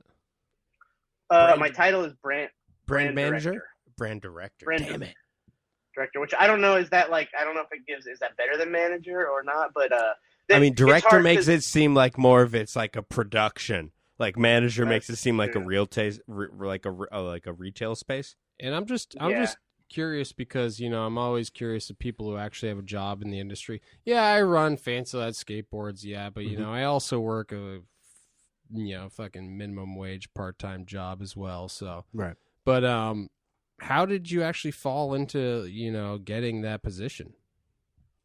I got lucky. Everything is getting lucky. But it was just from the photo stuff to just then getting into doing a little bit of marketing work in skating. I quit the skateboard mag when it got bought by not because necessarily that it got bought by the Barracks, but it just wasn't the right fit. It got bought by the Barracks a few months later. I decided to move on. And then my friend Kevin was doing social media for the shop in Portland called Daddy's Board Shop. And Daddy's bought CCS. So they had bought the name CCS and started it. And when they bought CCS, he introduced me to the owner as basically hey, this is my friend Matt. He works in the skate industry, but he just quit his job and maybe we can work with him. Just kind of let's get, feel it out. And then I felt it out with the owner. I did some freelance stuff for them. And then I consulted for a year kind of and helped out. And then just kind of, it was weird because I had all these ideas about how a company should be run, but I never tried any of it. I never had the opportunity to be actually fail at marketing shit or whatever, skate shit. And Darren, who was still the owner of CCS, he saw whatever, he saw value and he was down and he's like, yeah, come work for us and be our marketing guy. And, it was just kind of a thing where I didn't want to at first because I was still I'm a photographer. I want to be a skate photographer. That's what I do. That's what I've worked the last decade to be really good at. And that's what that's what my job is. And then I kept doing consulting for them. And then over the next few months, I was working for Santa Cruz at the time as a team manager. And I was kind of juggling all these half jobs. And then, I realized I'm kind of already doing all this marketing shit. And skate photographer is very clearly not a job anymore. Because that was the thing. It was Santa Cruz, you should hire me as a skate photographer. And they're like, oh, well, we don't need to hire that, but we need a TM. And I'm like, okay, well, I'll do that. And CCS, hire me as a photographer. No, we'll hire you as a marketing guy. And I was like, I just kind of saw the writing on the wall, with Instagram and shit, and photos just being kind of poached willy nilly. And you're when I started shooting skate photos, there was dudes making a lot of money shooting, not a lot, but a very livable wage, right? Shooting skate photos. And I made more than enough money to live in Arizona when, I was shooting skate photos full time.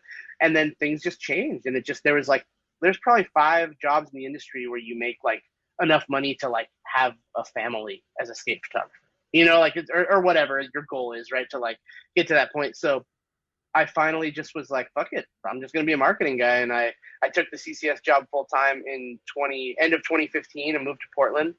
And yeah, just haven't really looked back since. And it's actually been really sick for photos because since I've had a full-time job, I feel like I've shot the best skate photos of my life because I don't care anymore. When I go shoot, it's for me and it's fun and it's with skaters that I'm psyched on.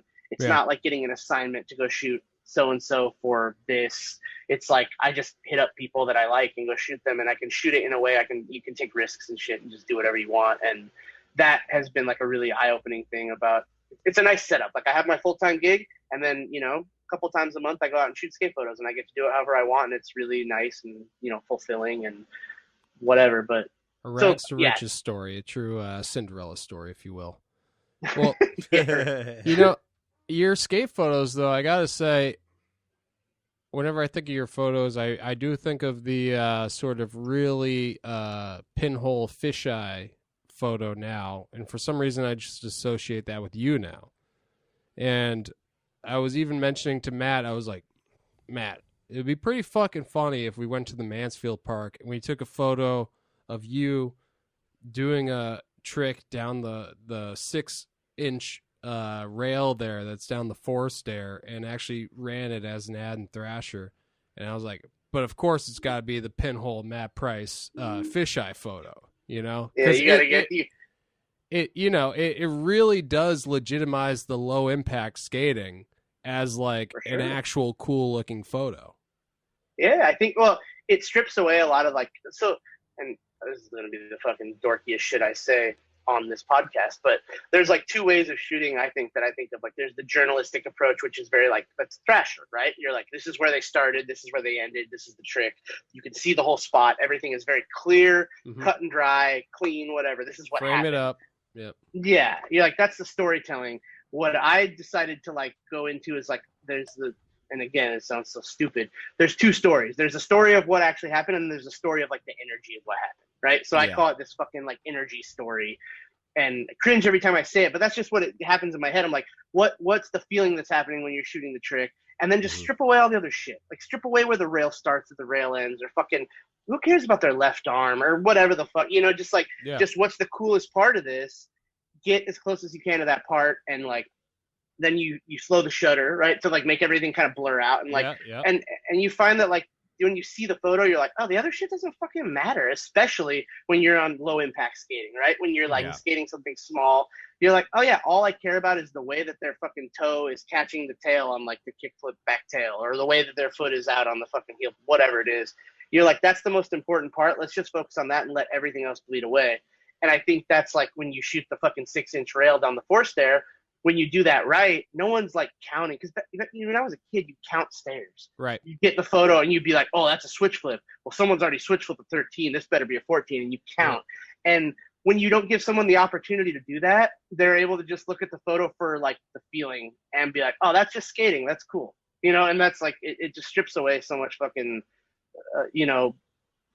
it's not bullshit, because I respect the gnarly skating and I respect the documentary style of skate photography. That's just, it's necessary. Clearly that's what the majority of people want. That's why Thrasher is Thrasher, but it's like not something that I personally like care too much about at this point. You've seen a lot of it and you're like, that's fine. Let's just like try and make something weird. Yes. Yeah. I was looking through your Gram feed, looking at some of the photos. And I was thinking just to paraphrase all of that you just said, what I was thinking was like, oh, this dude, he's catching the moment here. And what I was thinking was like, all the photos is like, it's like, it could just be like a kickflip over a trash barrel off a kicker. It's like, yeah, sure, that's not the craziest thing I've ever seen. But you got like you get the frame where like you can see it in their eyes and their face that they're like, that everyone has a dumb face in it. Everyone's like, for sure. The dumber the better. The more absolutely, they absolutely. Look, You're like, photo, absolutely. You're just like, oh shit, this is the moment where like the trick is happening and they're realizing that like, oh shit, this is the one that I actually can do. You know what I mean? So that was the vibe I was getting off all of those. It was just like, oh, this is like a very good moment in this trick to capture. Well, I think, and yeah, I've started like being, rather than storytelling, like they came from here or there, like there's a moment, and like also like who cares what the fuck happened before or after? Like some people are like, oh, well, like, look at that. Oh, he didn't actually land that one. Look how fucking sick that catch is right there, though. That is fucking perfect. All the original skate photos from like the 70s, like fucking, if you look at Windmiller and Craig Stesic photos, none of them are fucking makes. They look terrified out of their fucking minds, like they're doing an edger over some pool coping, and like Tony Alva's face looks like he's about to die, and you're like, those are the photos that like shaped like how people felt about skate photos, and half of them were probably not even fucking makes, and I think that's sick, and I think bringing in some of that, again, I try to shoot makes, obviously, it's like I don't want to like bullshit, but at the same time, like I don't know, that's the moment, like I want to shoot photos for people who are like, oh, do you care about, oh, well, did he land it, or let me see the rest of the sequence, or whatever. You're like, no, that's the moment. Do you like the moment? Okay, cool. If you don't like the moment, like then go somewhere else. That's not what this isn't for you. Like if I shoot fucking like Dane Brady is a good example. Like I've shot photos of Dane Brady that were like really sick that he easily could have landed, but he's like, I'm not gonna film that. Like I don't fucking care. And it doesn't like, and I don't care. I'm like, yeah, I know you could land that. Like no one's looking at that photo of you fucking grinding a curb and being like, well, do you think you did it? It's Yeah. like, Right. no, like fucking, it was about the moment. Like, who fucking cares about the other stuff? But I think that the original, the old skate photos that like I like a lot, when people look terrified and like it was the first time their wheel ever went over the coping ever, right? And they just don't even know what the fuck's about to happen, and they probably bailed it. And you're like, but that's the sickest photo. And some people don't believe in that, and that's fine. Like, I don't like. Who cares? Well, that was a frustrating thing when we first started the company. We never really have photographers around too much now, but we had our friend Buddy Bleckley. Yeah, looks at Buddy Bleckley. Love Buddy. Big Buddy fan over here. Buddy. Oh, I've known Nice. Buddy since that. Buddy like hit me up, and we went to lunch when he was wanted to intern at the Skateboard Mag like 10 years ago, and like or 9 years ago, whatever. And like Buddy has been a person that I don't mean to I don't want to fan out too hard on Buddy, but Go ahead, fucking fan away. Buddy is. I have a lot of respect for Buddy. He's done a lot of amazing shit out in LA with like he's had like 18 studios and fucking like he's just done shit. I respect people who work that hard, and and he just fucking makes it happen no matter what. And Buddy's a good dude. But he was, so before he moved away, he was shooting photos of us, and this was around the time when we first started, and it was around the time we were making the video New Hell, and we ended up having the article in Jankum, and I was like, yeah, they said they need skate photos, and I was like, so can you send me the photos? And I was over his apartment, and I was looking at the photos, and I was looking at all of them, and there was like some photos of Eric trying to 50-50, but there were the bail photos where his trucks were on the side of the rail, and it looked like he was like doing like a primo grind on the side of the rail. And I was like, I was like, dude, send me those photos. I was like, those are the ones I want to use. And he would not send them to me. He was like, no, those you can't use those. If they're my photos, you can't use them. Those aren't legitimate photos. Oh, and in that era, I would have said the same shit. You know what I mean? Like that's how we all came up learning that, like, no, that's not the appropriate 50-50 photo. Like you have to be like, if I don't know for sure that you're rolling away in the photo, then it doesn't count. That's not the photo you use. So like, I would have been the same guy, but it's funny. You were like, you were ahead of everyone else. You're like, no, that just looks cool. Yeah. What if we paid you enough and said we will tag the photographer as anonymous, but we'll pay you out so you don't get. See, I wasn't ready to pay anybody. Okay, so that's a problem. But like, you don't have to have your name tied to something that is perhaps too experimental for you, buddy. But you could, and then later he's like, yeah, I was anonymous. I know Banksy. I went to lunch with Banksy.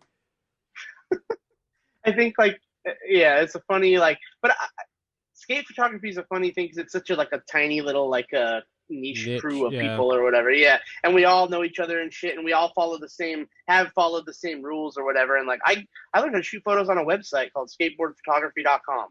I knew no one who shot skate photos in Arizona. I knew this one, the kid I went to high school with, Miyagi.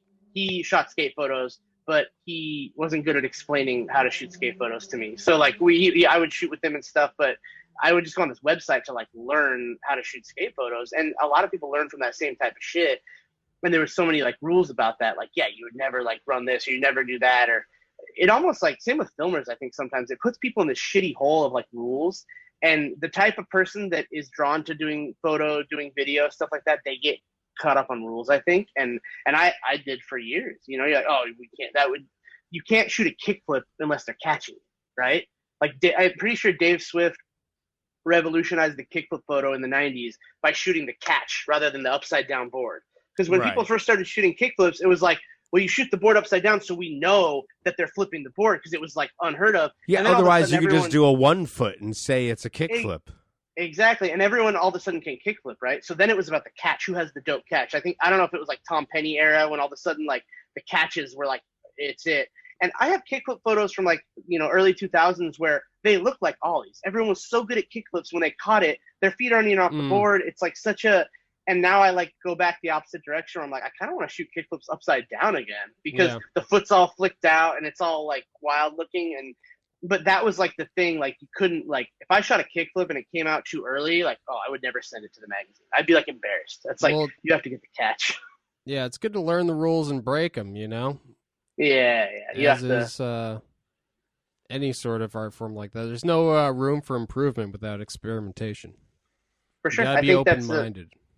Yeah, and I think I used to hear stories about photographers who would submit to the mag. Grant Britton would always, because Grant Britton, there's a rules, he would be like, no, you got to learn the rules, and then you can break the rules. And when you're young, you don't get that. But I was like listening to Grant, so I'm like, I'm going to learn the rules, and I look at the photos from when I was learning the rules, and to me, they're so boring. And then you break the rules, and those are the better photos. But he would get photos from people who had not yet learned the rules, right? And they'd have like a crazy crooked horizon or something. He's like, I'm not going to run that. It's a crooked horizon.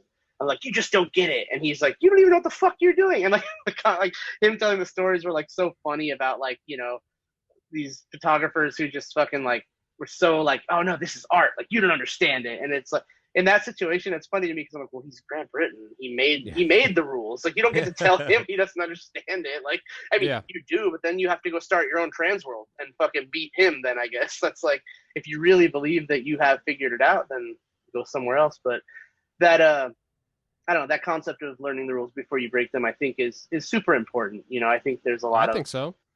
I think that's what. See, you're not even going to believe this, but I think that's what the Fancy Lad ethos was based in too. When did you guys not break the rules? You know what? Before we started the company, there was a lot of normal skating going on. There was a lot of learning. We spent a lot of time learning. Oh yeah, that's fair. That's and fair. It may not seem like it because we've seemed to have forgotten a lot of it, but we learned. But you look at someone like you look at fucking Bigzo. Bigzo's got fucking kickflip back tail shoves on lock. You look at someone like Matt Tomasello. Matt Tomasello can fucking do anything. That's why he's fucking over it. It's like that's why he's so experimental and creative because it's all easy. It's like post talent. Right, like you've already I've already been talented. This is post talent. Like I'm now exploring these other realms. Yeah, I'm going to use that excuse from now on because no one's going to be able to find any footage of me from the past. So there's not going to be any way for them to disprove me. Well, I thought it was an interesting way that Benton put it. Actually, he was like, because he said he's new to the crew, and he said that all of his friends when he would go back to like Nashville would be like, oh, so what's it like hanging out with the Fancy Lad crew? Like, is it crazy? Like, what do they like skate like? And he was like, dude, all those guys rip. He's like, they just make those videos just to troll people. Which is, I mean, that's not. I respect inaccurate. that. Yeah. I think, well, you know how it is. Like, good skating, like, is a dime a dozen now. Like, exactly. Like, who cares? Like, who cares about? It's not going to compare to what's actually good. So it's like, I would rather just, forge our own path. To be that self-aware and to just be like, to know exactly what it pushed it into a realm of whether it was never been done before, whether it was like technically good, but whether it would just, you haven't seen it because it's never been done before was the more important thing to us. Yeah. I think, and just, not even like, and it's funny because you say never been done. I think everyone, you easy to think of like, NBDs, like tricks or no, just like the presentation, the idea, like all these things. You're like, what? I mean, when you watch Matt skating or Abe skating, you're just like, yeah, it's very much like, what the fuck can I do? Like they have to think of a new. There's that old Mark Johnson quote where he's like, oh, it's got to be new or I can't even roll. And those, like, you guys take it to a whole nother level, right? Where you're like, oh, yeah, it's not just got to be new. It's got to be rebuilt. It's got to be flipped around. It's got to be fucking, it's got to be, like, completely rethunk from the ground up to even, like, get, someone like Matt excited to try a trick or whatever. And then after you refunk it, and you go to film the next video, and you're like, now I have to refunk what I just refunked? Yeah, you're like... It's a dangerous game you're playing there, being on the edge of progression. Yeah, so it's not an easy place to stay. So yeah, you're always tipping over. Well, we're skating on a razor's edge over here, but absolutely. I got to ask, did you get into skate photography because you were inspired by Rick Cossack? No, sadly, I mean, respect to Rick Cossack, but he was not my inspiration. Although one time Dave Swift told me that I was third generation fat guy photographer. because O was first generation, Rick Cossack was second generation, and I was third generation fat guy skate photographer. I'm not familiar with O. O photo? You don't know O? No, I don't think so. Maybe. Oh man. Maybe that might have been before my time a little bit. I feel like it was before our time for sure. Like Nodis's front wall ride and like the Nodis or in the Santa Monica alley off like the blacktop to white wall. Like O shot that. Like O is like. So I know his legendary. Photos, but I just didn't know they were O. Exactly, yeah. But look back, you look in old thrashers and stuff, and old trans world, you'll see a lot of O. Otis Bartholomew is his full name, but he actually transitioned like into the music world, and I think he was like the tour manager for Dinosaur Jr. or something. I might be wrong, and someone's gonna be like, "No, that's not it." But I think he toured with them for a long time, and he's still involved in music pretty heavily. But he's like, to me, like he's fucking him and Cossack both are legends. But I thought that was funny that Swift told me I was third generation fat guy photographer was a good moniker. I'm like, I'll take that. That's fine. And I don't know who fourth generation would be. I guess it's not like a. Probably hasn't been written yet. Who? I'm trying to think of up and coming skate photographers that are like doing it, that are big boys, and they're not. They're like all like. To me, they're all like Jake Darwin. Like, you know that dude Jake Darwin who shoots for New Balance. He's from Australia. I don't know anyone. I live in Boston, Massachusetts. I only knew Dinosaur Jr. because they're from Massachusetts. Yeah. Well, I was gonna say the new skate photographers are like super breed humans. Like Jake is an incredible photographer, amazing skater. Like should be sponsored on like a proper legit company. He can do like cab heel flip backtails and shit. And like he's just like, you know, thin and good looking, and I'm like, this is how the world is going. I'm like, where's like the fucking little the chubby anti-hero, not skateboards, just the anti-hero skate photographer, you know, like the fourth generation fat guy. I feel like we don't have him yet. Not yet. Not yet. Not that I can think of. Maybe Fancy Lad's new 14-year-old filmer will become. Tom, I said That's I was true. just kidding before. Okay, you can say fat filmer. Wait, did I just say 14-year-old? Yeah, you just said 14-year-old filmer. Well, I meant that he was also fat as shit. All I right? think you We're guys need gonna to. I think feed you guys this need to kid stop. so much. You need to stop saying 14-year-old. I'm pretty sure that a group of adult men should That's just stop true. saying Okay, 14-year-old. first of That's all, in any like, All right, for the all record, right, 13 originally, is acceptable. For the record, he was 15 to begin with.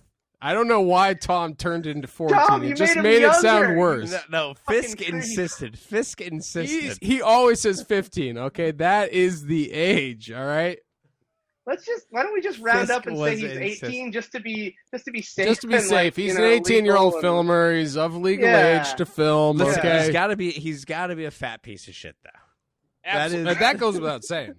But the age is what's in debate here. Wait. He wasn't a piece of shit earlier. He was like No, a no, nice he's guy. No, Matt, he was always What a piece Tom's of shit. trying to say is he thinks that if he's fat, he's by default a piece of shit. No, I'm saying if he's 14 to 18, he's a piece of shit.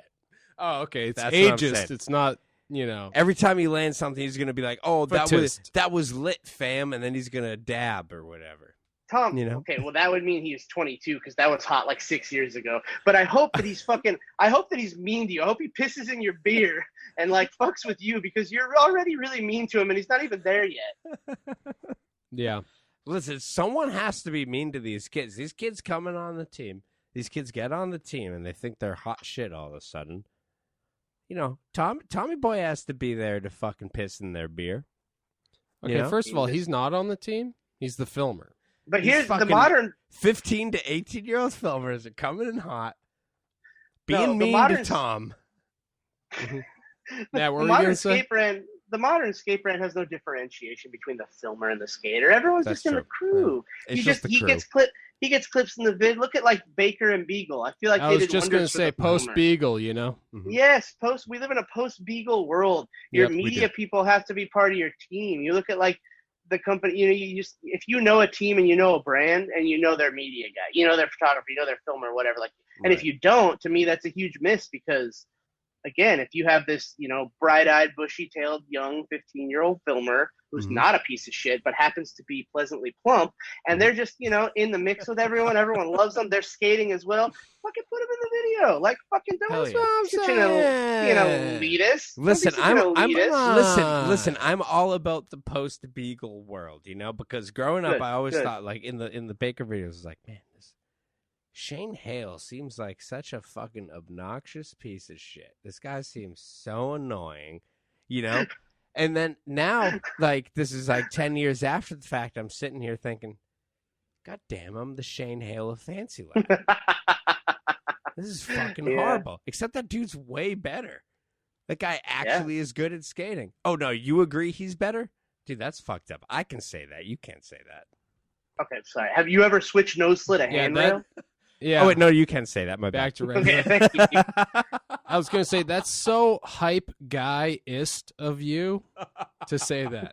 Because the hype guys, they've had their plight. For sure. You know? I'm just doing some hype guy shit real quick. Dude, hell yeah. But hey, no, the ecosystem doesn't exist without the hype guy. They don't exist without the filmer, without the photographer, without you have your A pro, you have your B pro. Like, everyone supports everyone. It needs to work correctly. And if you know your place, like, it's just like, it's good. You just know what you add to the crew. Exactly. Right? When you build those little ecosystems in like 3rd or 4th grade out of a 2-liter bottle, they always say, don't forget to add the hype guy. Yeah. You're going to want a Shane Hale type in there. But he can't switch nose slide rails. But make sure he can switch nose slide rails. He'll never switch nose slide a rail in his entire fucking life. Well, I mean, that was the worst part, was that when I realized that I was the Shane Hale type and I was nowhere near Shane Hale. You know what I mean? Good. It's like, God, I'm him and I'm not even close to him.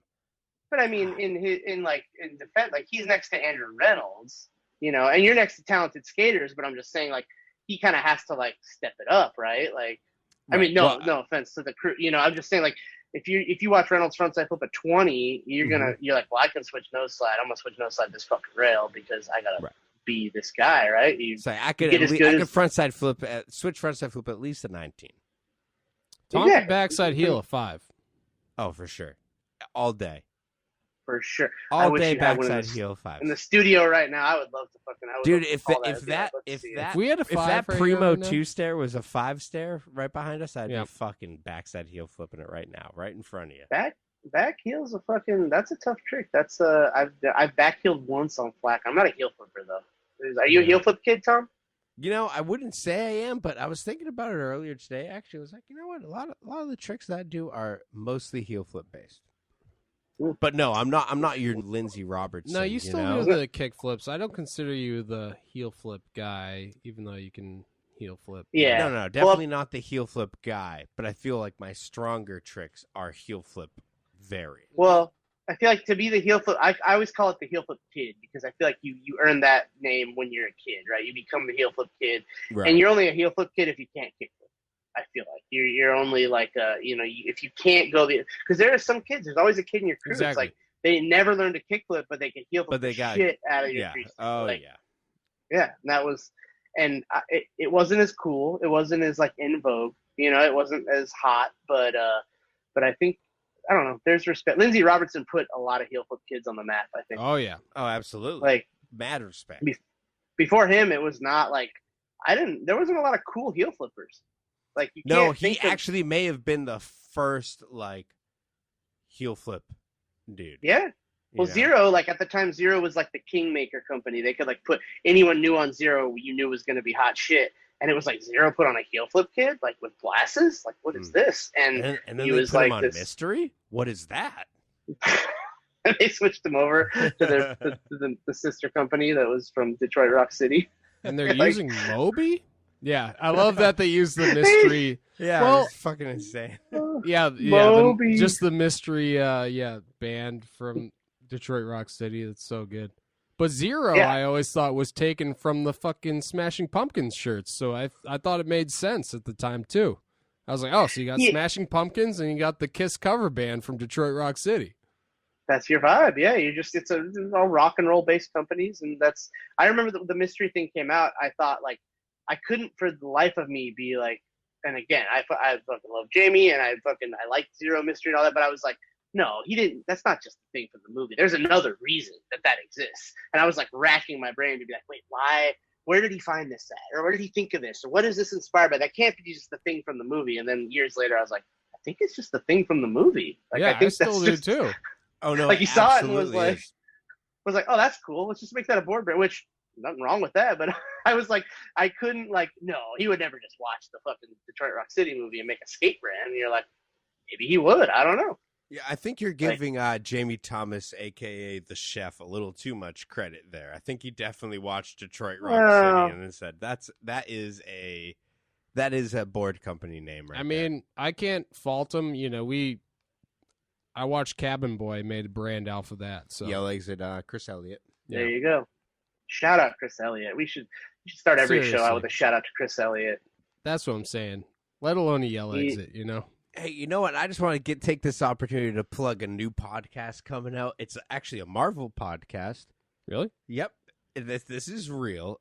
Marvel Guardians of the Galaxy podcast, and Chris Elliott is voicing Rocket Raccoon in it. I just want to shout that out because we love Chris Elliott. Yeah, no, doesn't matter. No one has to know anything I support about that. the man in any way, shape, and form. So, But if anyone finds Chris Elliott, we're going to plug this podcast. Guardians of the Galaxy interesting. Check that out. I haven't. I was gonna say, yet. aside from Chris Elliott, I didn't understand a single word you just said. That's fine. I was completely lost. I couldn't tell if you were joking or not. No, it's completely. I think serious. That's a real thing. I'm serious. Oh, okay. No, it's a real thing. I haven't checked it out, but I'm just giving Chris Elliott plug just because I saw it come up and I was like, it popped in my head. I was like, yeah, that dude's rad. I love Chris Elliott. I'm a big fan. I think he's underrated for sure. Yeah, same. And, speaking of, I'm sure you have a million questions for us, Yeah, speaking of underrated. Yeah. So, hit me.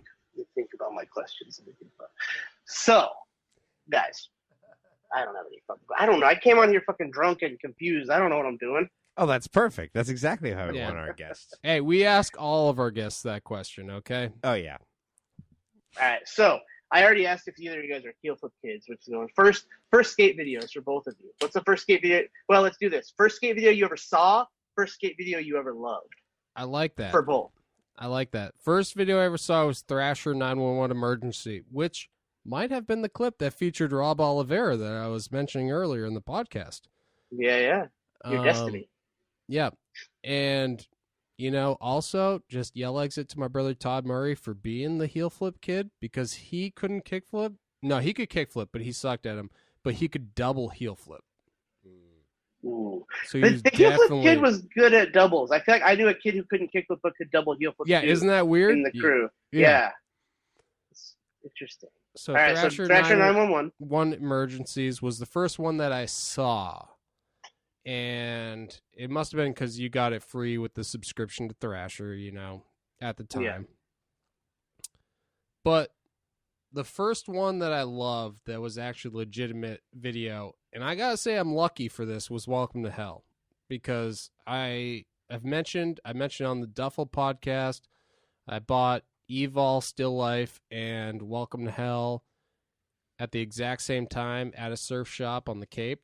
And Welcome to Hell, still the best video of all time. So, like a top 5, I feel like forever. I have a funny. My mom to this day still brings up Welcome to Hell when we're like having family functions and we're all getting a little drunk, drinking wine or whatever.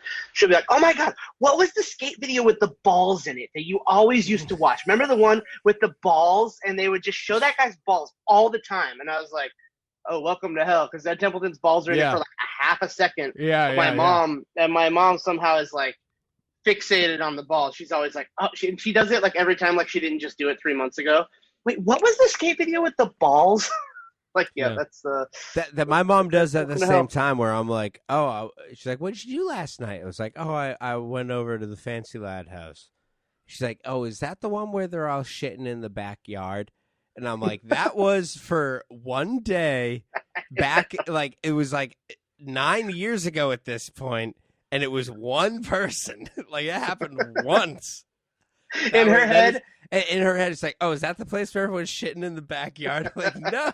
I mean, yeah, okay, fair. It happened once where one person shit there.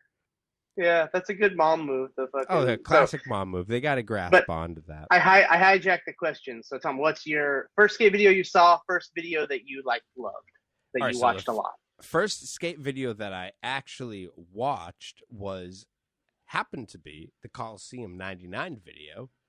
Oh, because I lived right down the street from the Coliseum. My neighbor It's got it, appropriate. and we were watching it. And the whole time I remember thinking, I shouldn't be watching this because there was rap music in it and just all this stuff that I shouldn't be exposed to at a young age. So I was like, oh, I'm in trouble. I'm watching something I like. My parents are going to be pissed. They never found out about it. Please don't tell them. Oh, my God, I hope they're not listening. Yeah, seriously. I'm going to cut this out. In case they were listening, I never watched the Coliseum 99 video. But first video that I fell in love with? Is that what you're asking? Yeah. Like you have the first video you saw, and sometimes that's the same video that you watched a million times. But like maybe the first video you owned, or the first one that you like, is burned in your brain in a crazy way. Like Welcome to Hell is a good example for me as well, where you're like, I've watched it 5 times a day for a year. Type of thing. Well, so the 99 video, definitely the first one that I actually watched.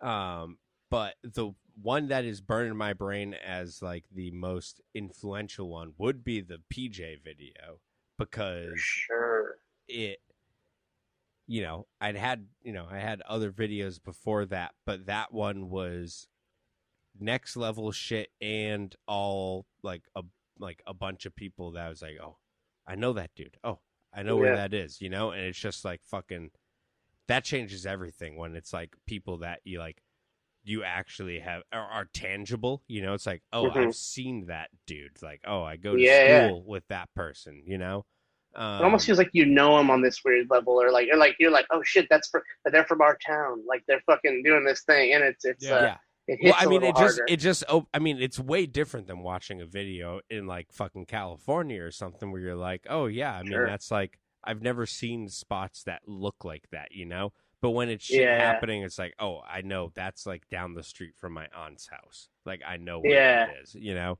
So that was actually like game changing.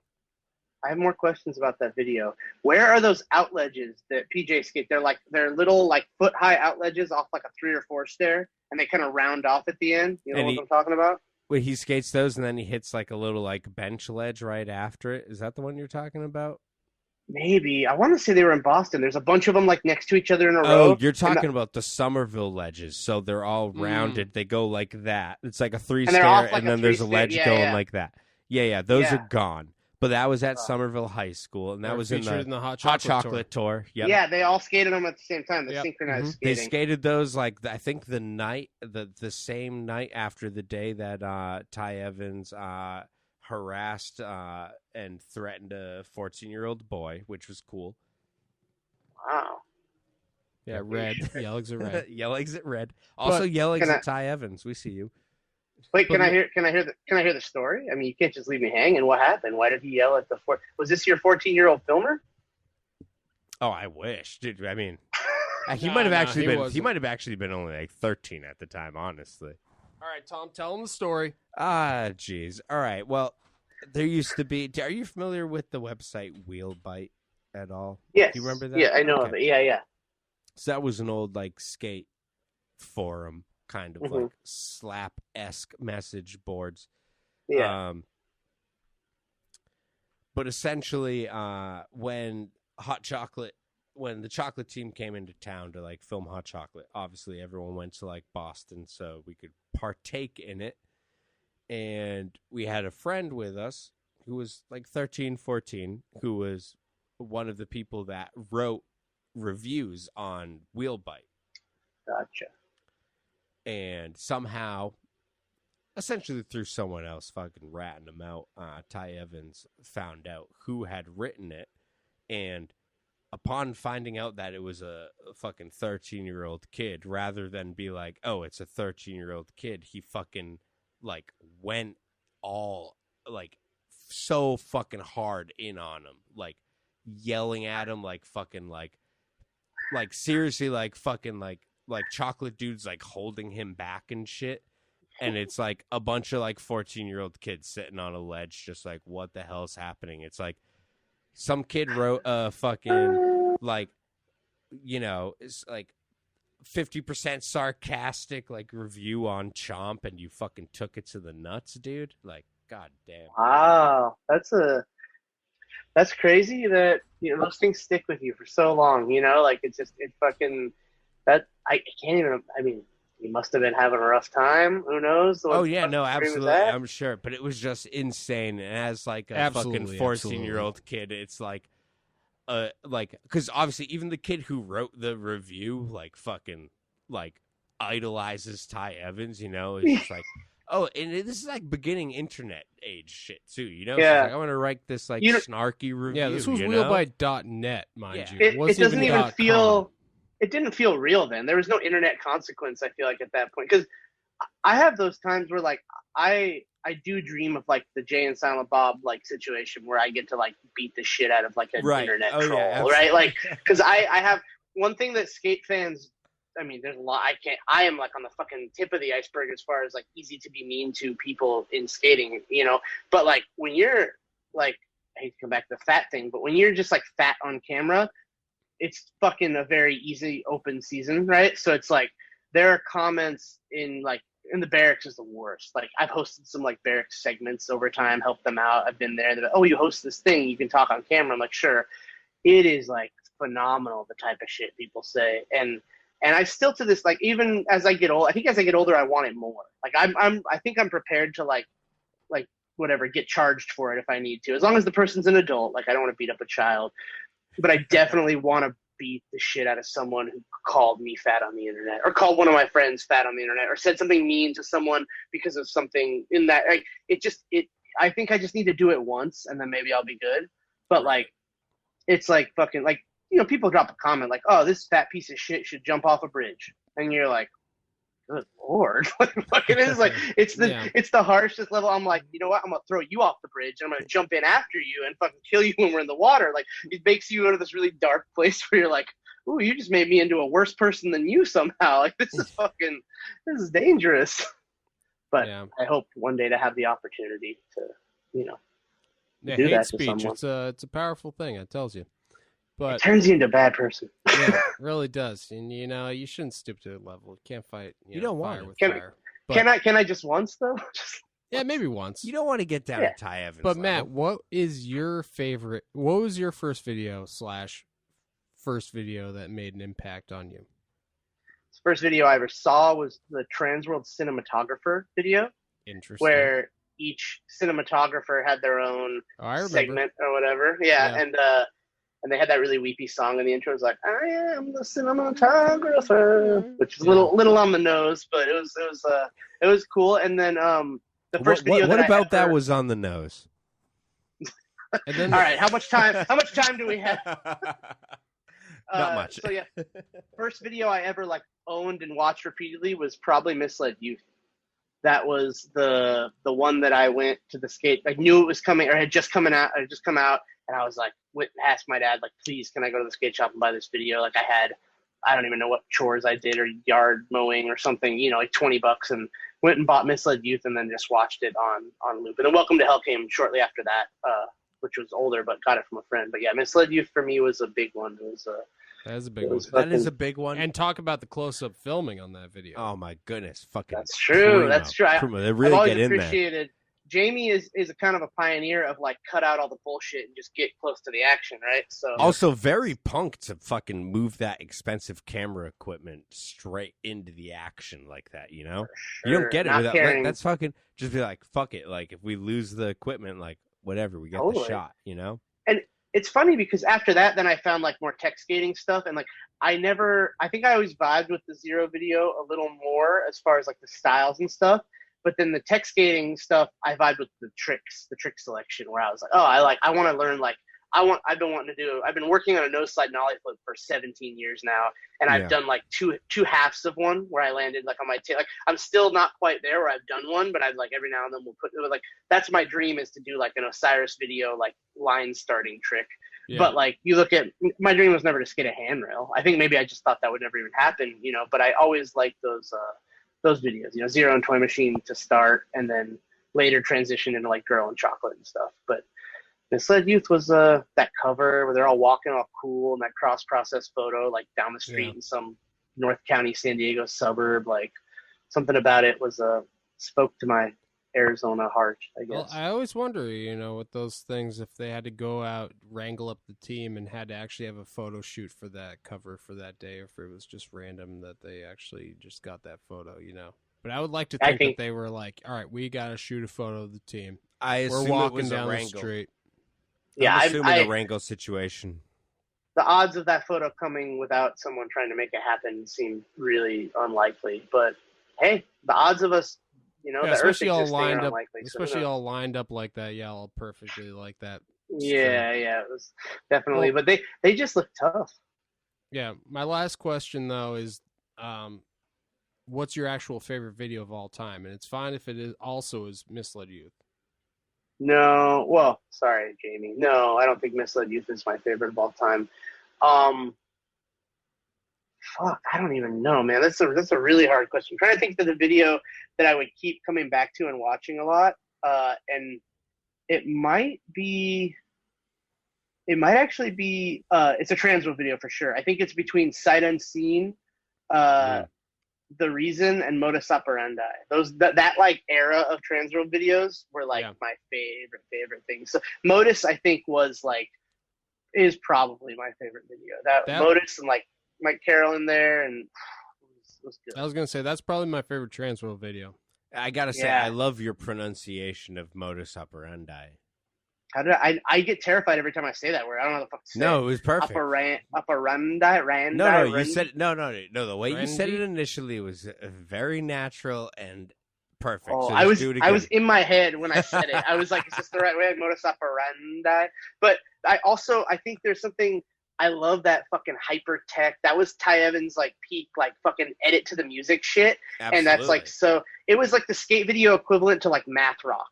It was like on some like Rush level or some like no, weird, that was that was absolutely the pinnacle of people editing to music, and then after that it was like, oh, now they're editing to the beat. Like before, you knew that was like, oh shit, he's editing to the beat, and then after that it's like, oh, I see what they're doing. They're just fucking editing to the beat. One of my best friends in high school, Thad, who was like a filmer, and he ended up like filming for iPath later when we all worked there. And like, he was like, we were 15 and he was like, do you notice that every trick they land is on the beat? And I was just like, like, it was like the most fucking like mind blowing thing. Did you say his name was Thad? So cool. Thaddeus. Yeah. Thaddeus Krosky. That's funny because we had at the Coliseum for a few months, we had an intern that came and lived with Coliseum owner, Matt Roman. And he was from the Netherlands, and his name was Twan. And the first thing I remember, cause I'm very good friends with Twan now. This was like 12 years ago that he was here, but like still talk to him all the time. Great guy.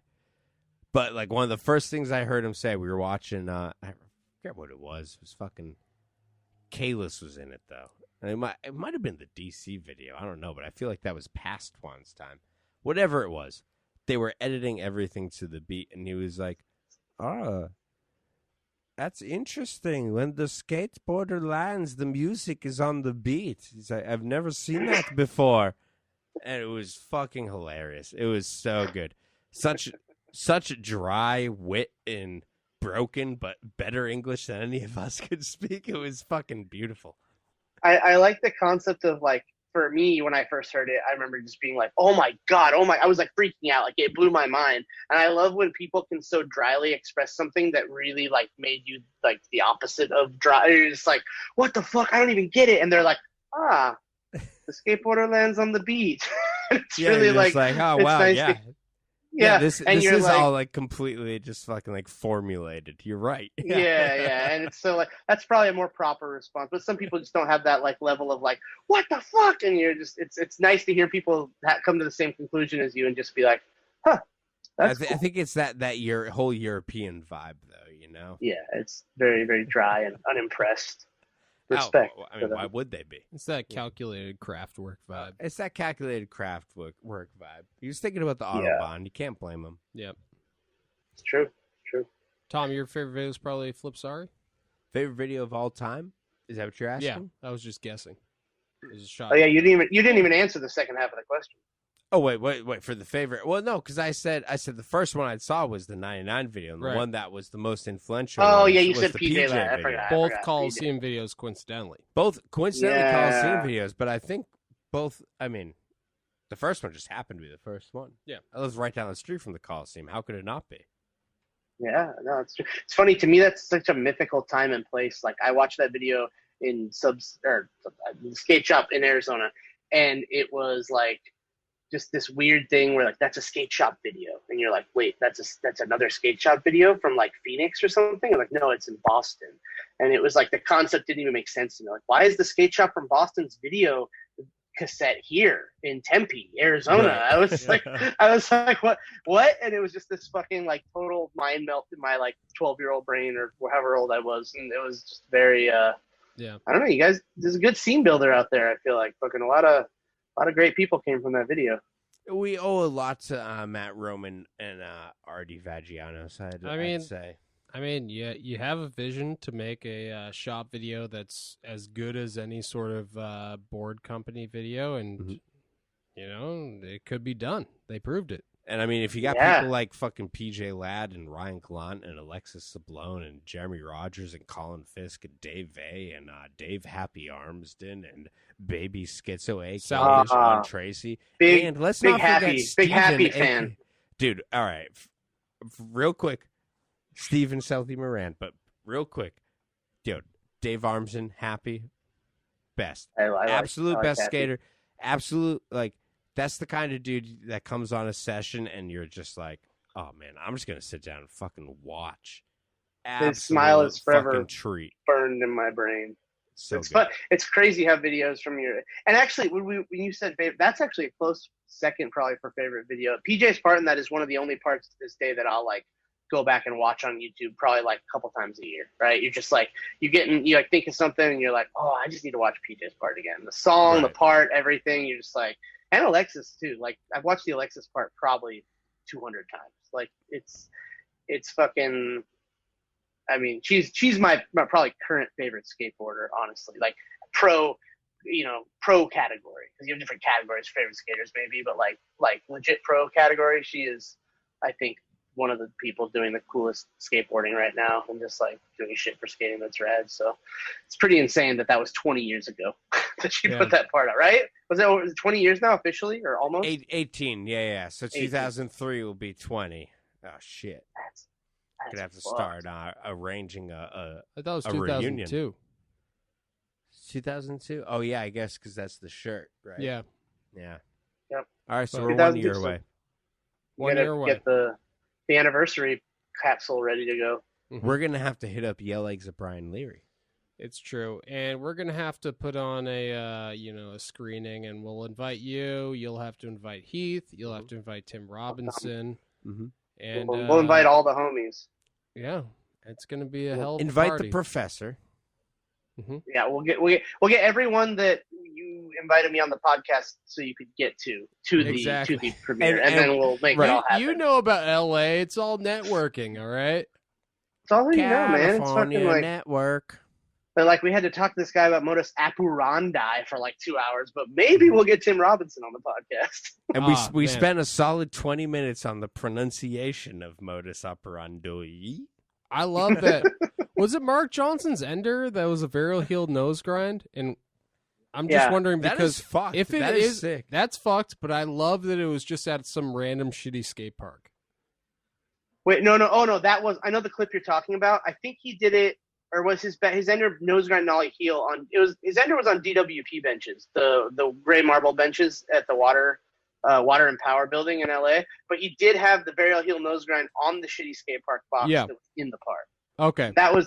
I always forgot stood out if that was his ender or not. But that would have been. I feel like it was towards the end, but I feel like it would be great if you just used that spot as an ender. That would be But even then, I thought that was kind of crazy that was in that part, because that part was all very street and like. But he had other tricks on that. I want to say he did a 180 switch manual switch backside flip on that same box that he did the varial heel back nose grind on. Like in another part, I think he's revisited that skate park box. I mean, if you got a good box, you got a good box. But never forget when Austin Stevens did the varial heel and the big flip on the bank at the skate park. I will never forget that, because that gave me hope as a young chubby skater. I was like, that pro ass dude just had a big spin flip on a skate park bank. I've done a big spin flip on a skate park exactly. bank. And granted, I'll never be a hundredth of as That's pretty and perfect as Austin Stevens. I could record a fucking banjo song with my fiance, no problem. That's what Fisk actually said about Austin Stevens when the part came out. He said, yeah, he must be on the team just to give all the people hope like that who would never normally be sponsored or have a pro board. But and he was right. But I get it now. Like, look at Austin Stevens is sick. Like, I'm a huge Austin Stevens fan. Just like I think I appreciate skaters on a whole different level now. It's like, yeah, he did the big spin flip on the bank. Meanwhile, someone else in the video is kickflip, backflipping a 13. But like, he'd also done his hammers before, and like, he's nice to look at. Like, I love the blouse era of Austin Stevens. Yeah. He brought something different to the table. He couldn't have done that before the "this is skateboarding" part. It's knowing the tradition, knowing the rules, and breaking it once again. Exactly. Once you kickflip 5-0 the 12-star hubba, then you can big spin flip on the skate park bank. I think that's what you're allowed to do. And then then just fucking make sure your blouse looks good at the time. It's sick. Exactly. Oh, yeah, absolutely. Tweed or not, doesn't matter what fabric that blouse is made out of. Yeah. Whether or not you're currently residing in Nashville. I think he went with like a poly blend, and there was like a black and white polka dot situation, the one that I always think of. I think he did go with a poly blend because I think there was some serious rashing due to like the whole like cotton blend. Yeah, it's true, and no sweat absorbing, so you just kind of like dripping out underneath. That I couldn't pull that off. I don't have the figure for poly blend. I mean, I don't know how much he's sweating on a big spin flip on a skate park bank, but. We would hope that it wasn't much, but you never know. It was, I can picture it right now. It was a good fucking big spin flip. Let's not take that away from him. It was like, it was perfect. It wasn't like my big spin flip on a bank is like a varial flip, tic tac like piece of shit. Like, it was a beautiful big spin flip. So I don't want to take too much away from Austin here. Well, Matt, I gotta thank you again for being on the podcast. Oh yeah, and of course, thank you for having me. It's just been a pleasure meeting you. I feel like you're just already part of the crew, so you're welcome back anytime. I appreciate it. Next time I'm at Eggs, we should have a big party and a session, and everyone will do nose slides. And I'll come out for the 20 year of the Coliseum video. I guess that'll be next time. I wish I could have skated with you. Like I said, I'm sorry that I had to work my shitty job, but next time. I will. Hopefully, I'll be up more. I like Boston. It's a fun city. I forgot that I like Boston, and then I went back up, and it hit me. So I appreciate you having me, and hopefully we can do this in person next time. Oh, hell yeah, that's gonna be great.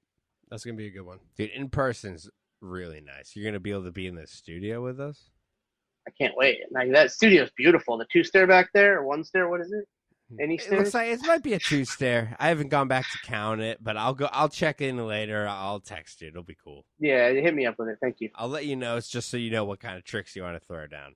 Because I know there's a big difference between the 1 and the 2. Clearly. Gotta practice now. Absolutely. All right. Well, on that note, I'm going to say goodbye, but, tell all of your Hollywood friends we said what's up. Mm-hmm.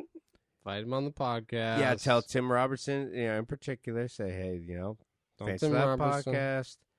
Say, listen, I know season 2 is coming out soon on Netflix. You're going to want to plug it. You're going to want to plug it. Are we plugging right now? Season 2? I think you should leave. I mean, honestly, yeah. This is... Oh, yeah, no, this is coming out before that, because I think that's like July. But, dude, we should get Tim on here before to fucking plug it. If he wants, like, 500 to 800 sweaty and deranged fans that actually fucking skate to be psyched on that shit, this is the spot. If he wants to talk about fucking, what is he into? He seems like the kind of dude that's, like, really into, like, the blockhead videos. Am I wrong? No, he's more of a. We broke down really hard on Rodney versus Daewon, round 1 and round 2. Oh, perfect. That was like that. He's later because Tim's only a couple years older than me, so like we have a lot of the same like late 90s. Like, all right, so I was assuming he was older, so that's why I said blockhead. No, that's he's my like bad. So don't tell him that. I might have to. I don't know. It's kind of.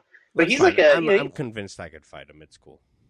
He's a tech skater. He's like kickflip back 50 in ledges and shit. Like he's not like out there slashing around. Like he's That's proper. awesome. But yeah, we'll get him. We'll put in the good work. We'll see if we can get him. Round 2 is one of my favorite videos. But yeah. Oh. You know what? Enough about Tim Robinson. You know what? Fuck Tim Robinson. That's what I'm saying. This is about Matt fucking Price, the king of CCS. Okay. You bring me on here for. You know what? Shalom, Matt. Okay, yeah, absolutely. You know what? We're just gonna stop the podcast after this because it doesn't even fucking matter who we have on after this because fucking Matt Price was on the podcast. God damn it! That's true. Thank you. Thank all right. You. That makes me feel better. We can stop it now. We can stop the charade. Can we really? Yeah. Oh, thank God. All right. We can stop recording. It's done. I gotta go call my grandma. She's been blowing me up. Well, thank God. Okay, so Matt, did you get that bag of wax? she's like, are you done with the fancy? Are you done with the wax, Matt? I need some. I'm about to do a Hugh flip back nose blunt down clipper. Take that, Gallant. All right. Well, you know what, Matt? Like I said, it's been a pleasure, and I can't wait to actually see you in person. And you know what? Shalom. Thank you, guys. I appreciate the time, and we will talk soon. Peace, doggy. Later. Oh, well, that was one hell of a podcast. Oh, my goodness. That was fantastic. You know, that was just one of those podcasts that you dream about. And, oh, God, I just couldn't think of a better guest to have on to talk about the CCS catalog than Matt Price. You know what? Especially to find out whether or not the CCS catalog actually still existed in physical form. Who else could you have? It's tough to say. I guess maybe like a USPS worker who would deliver those. Maybe Christian Slater if his middle name was also Christopher.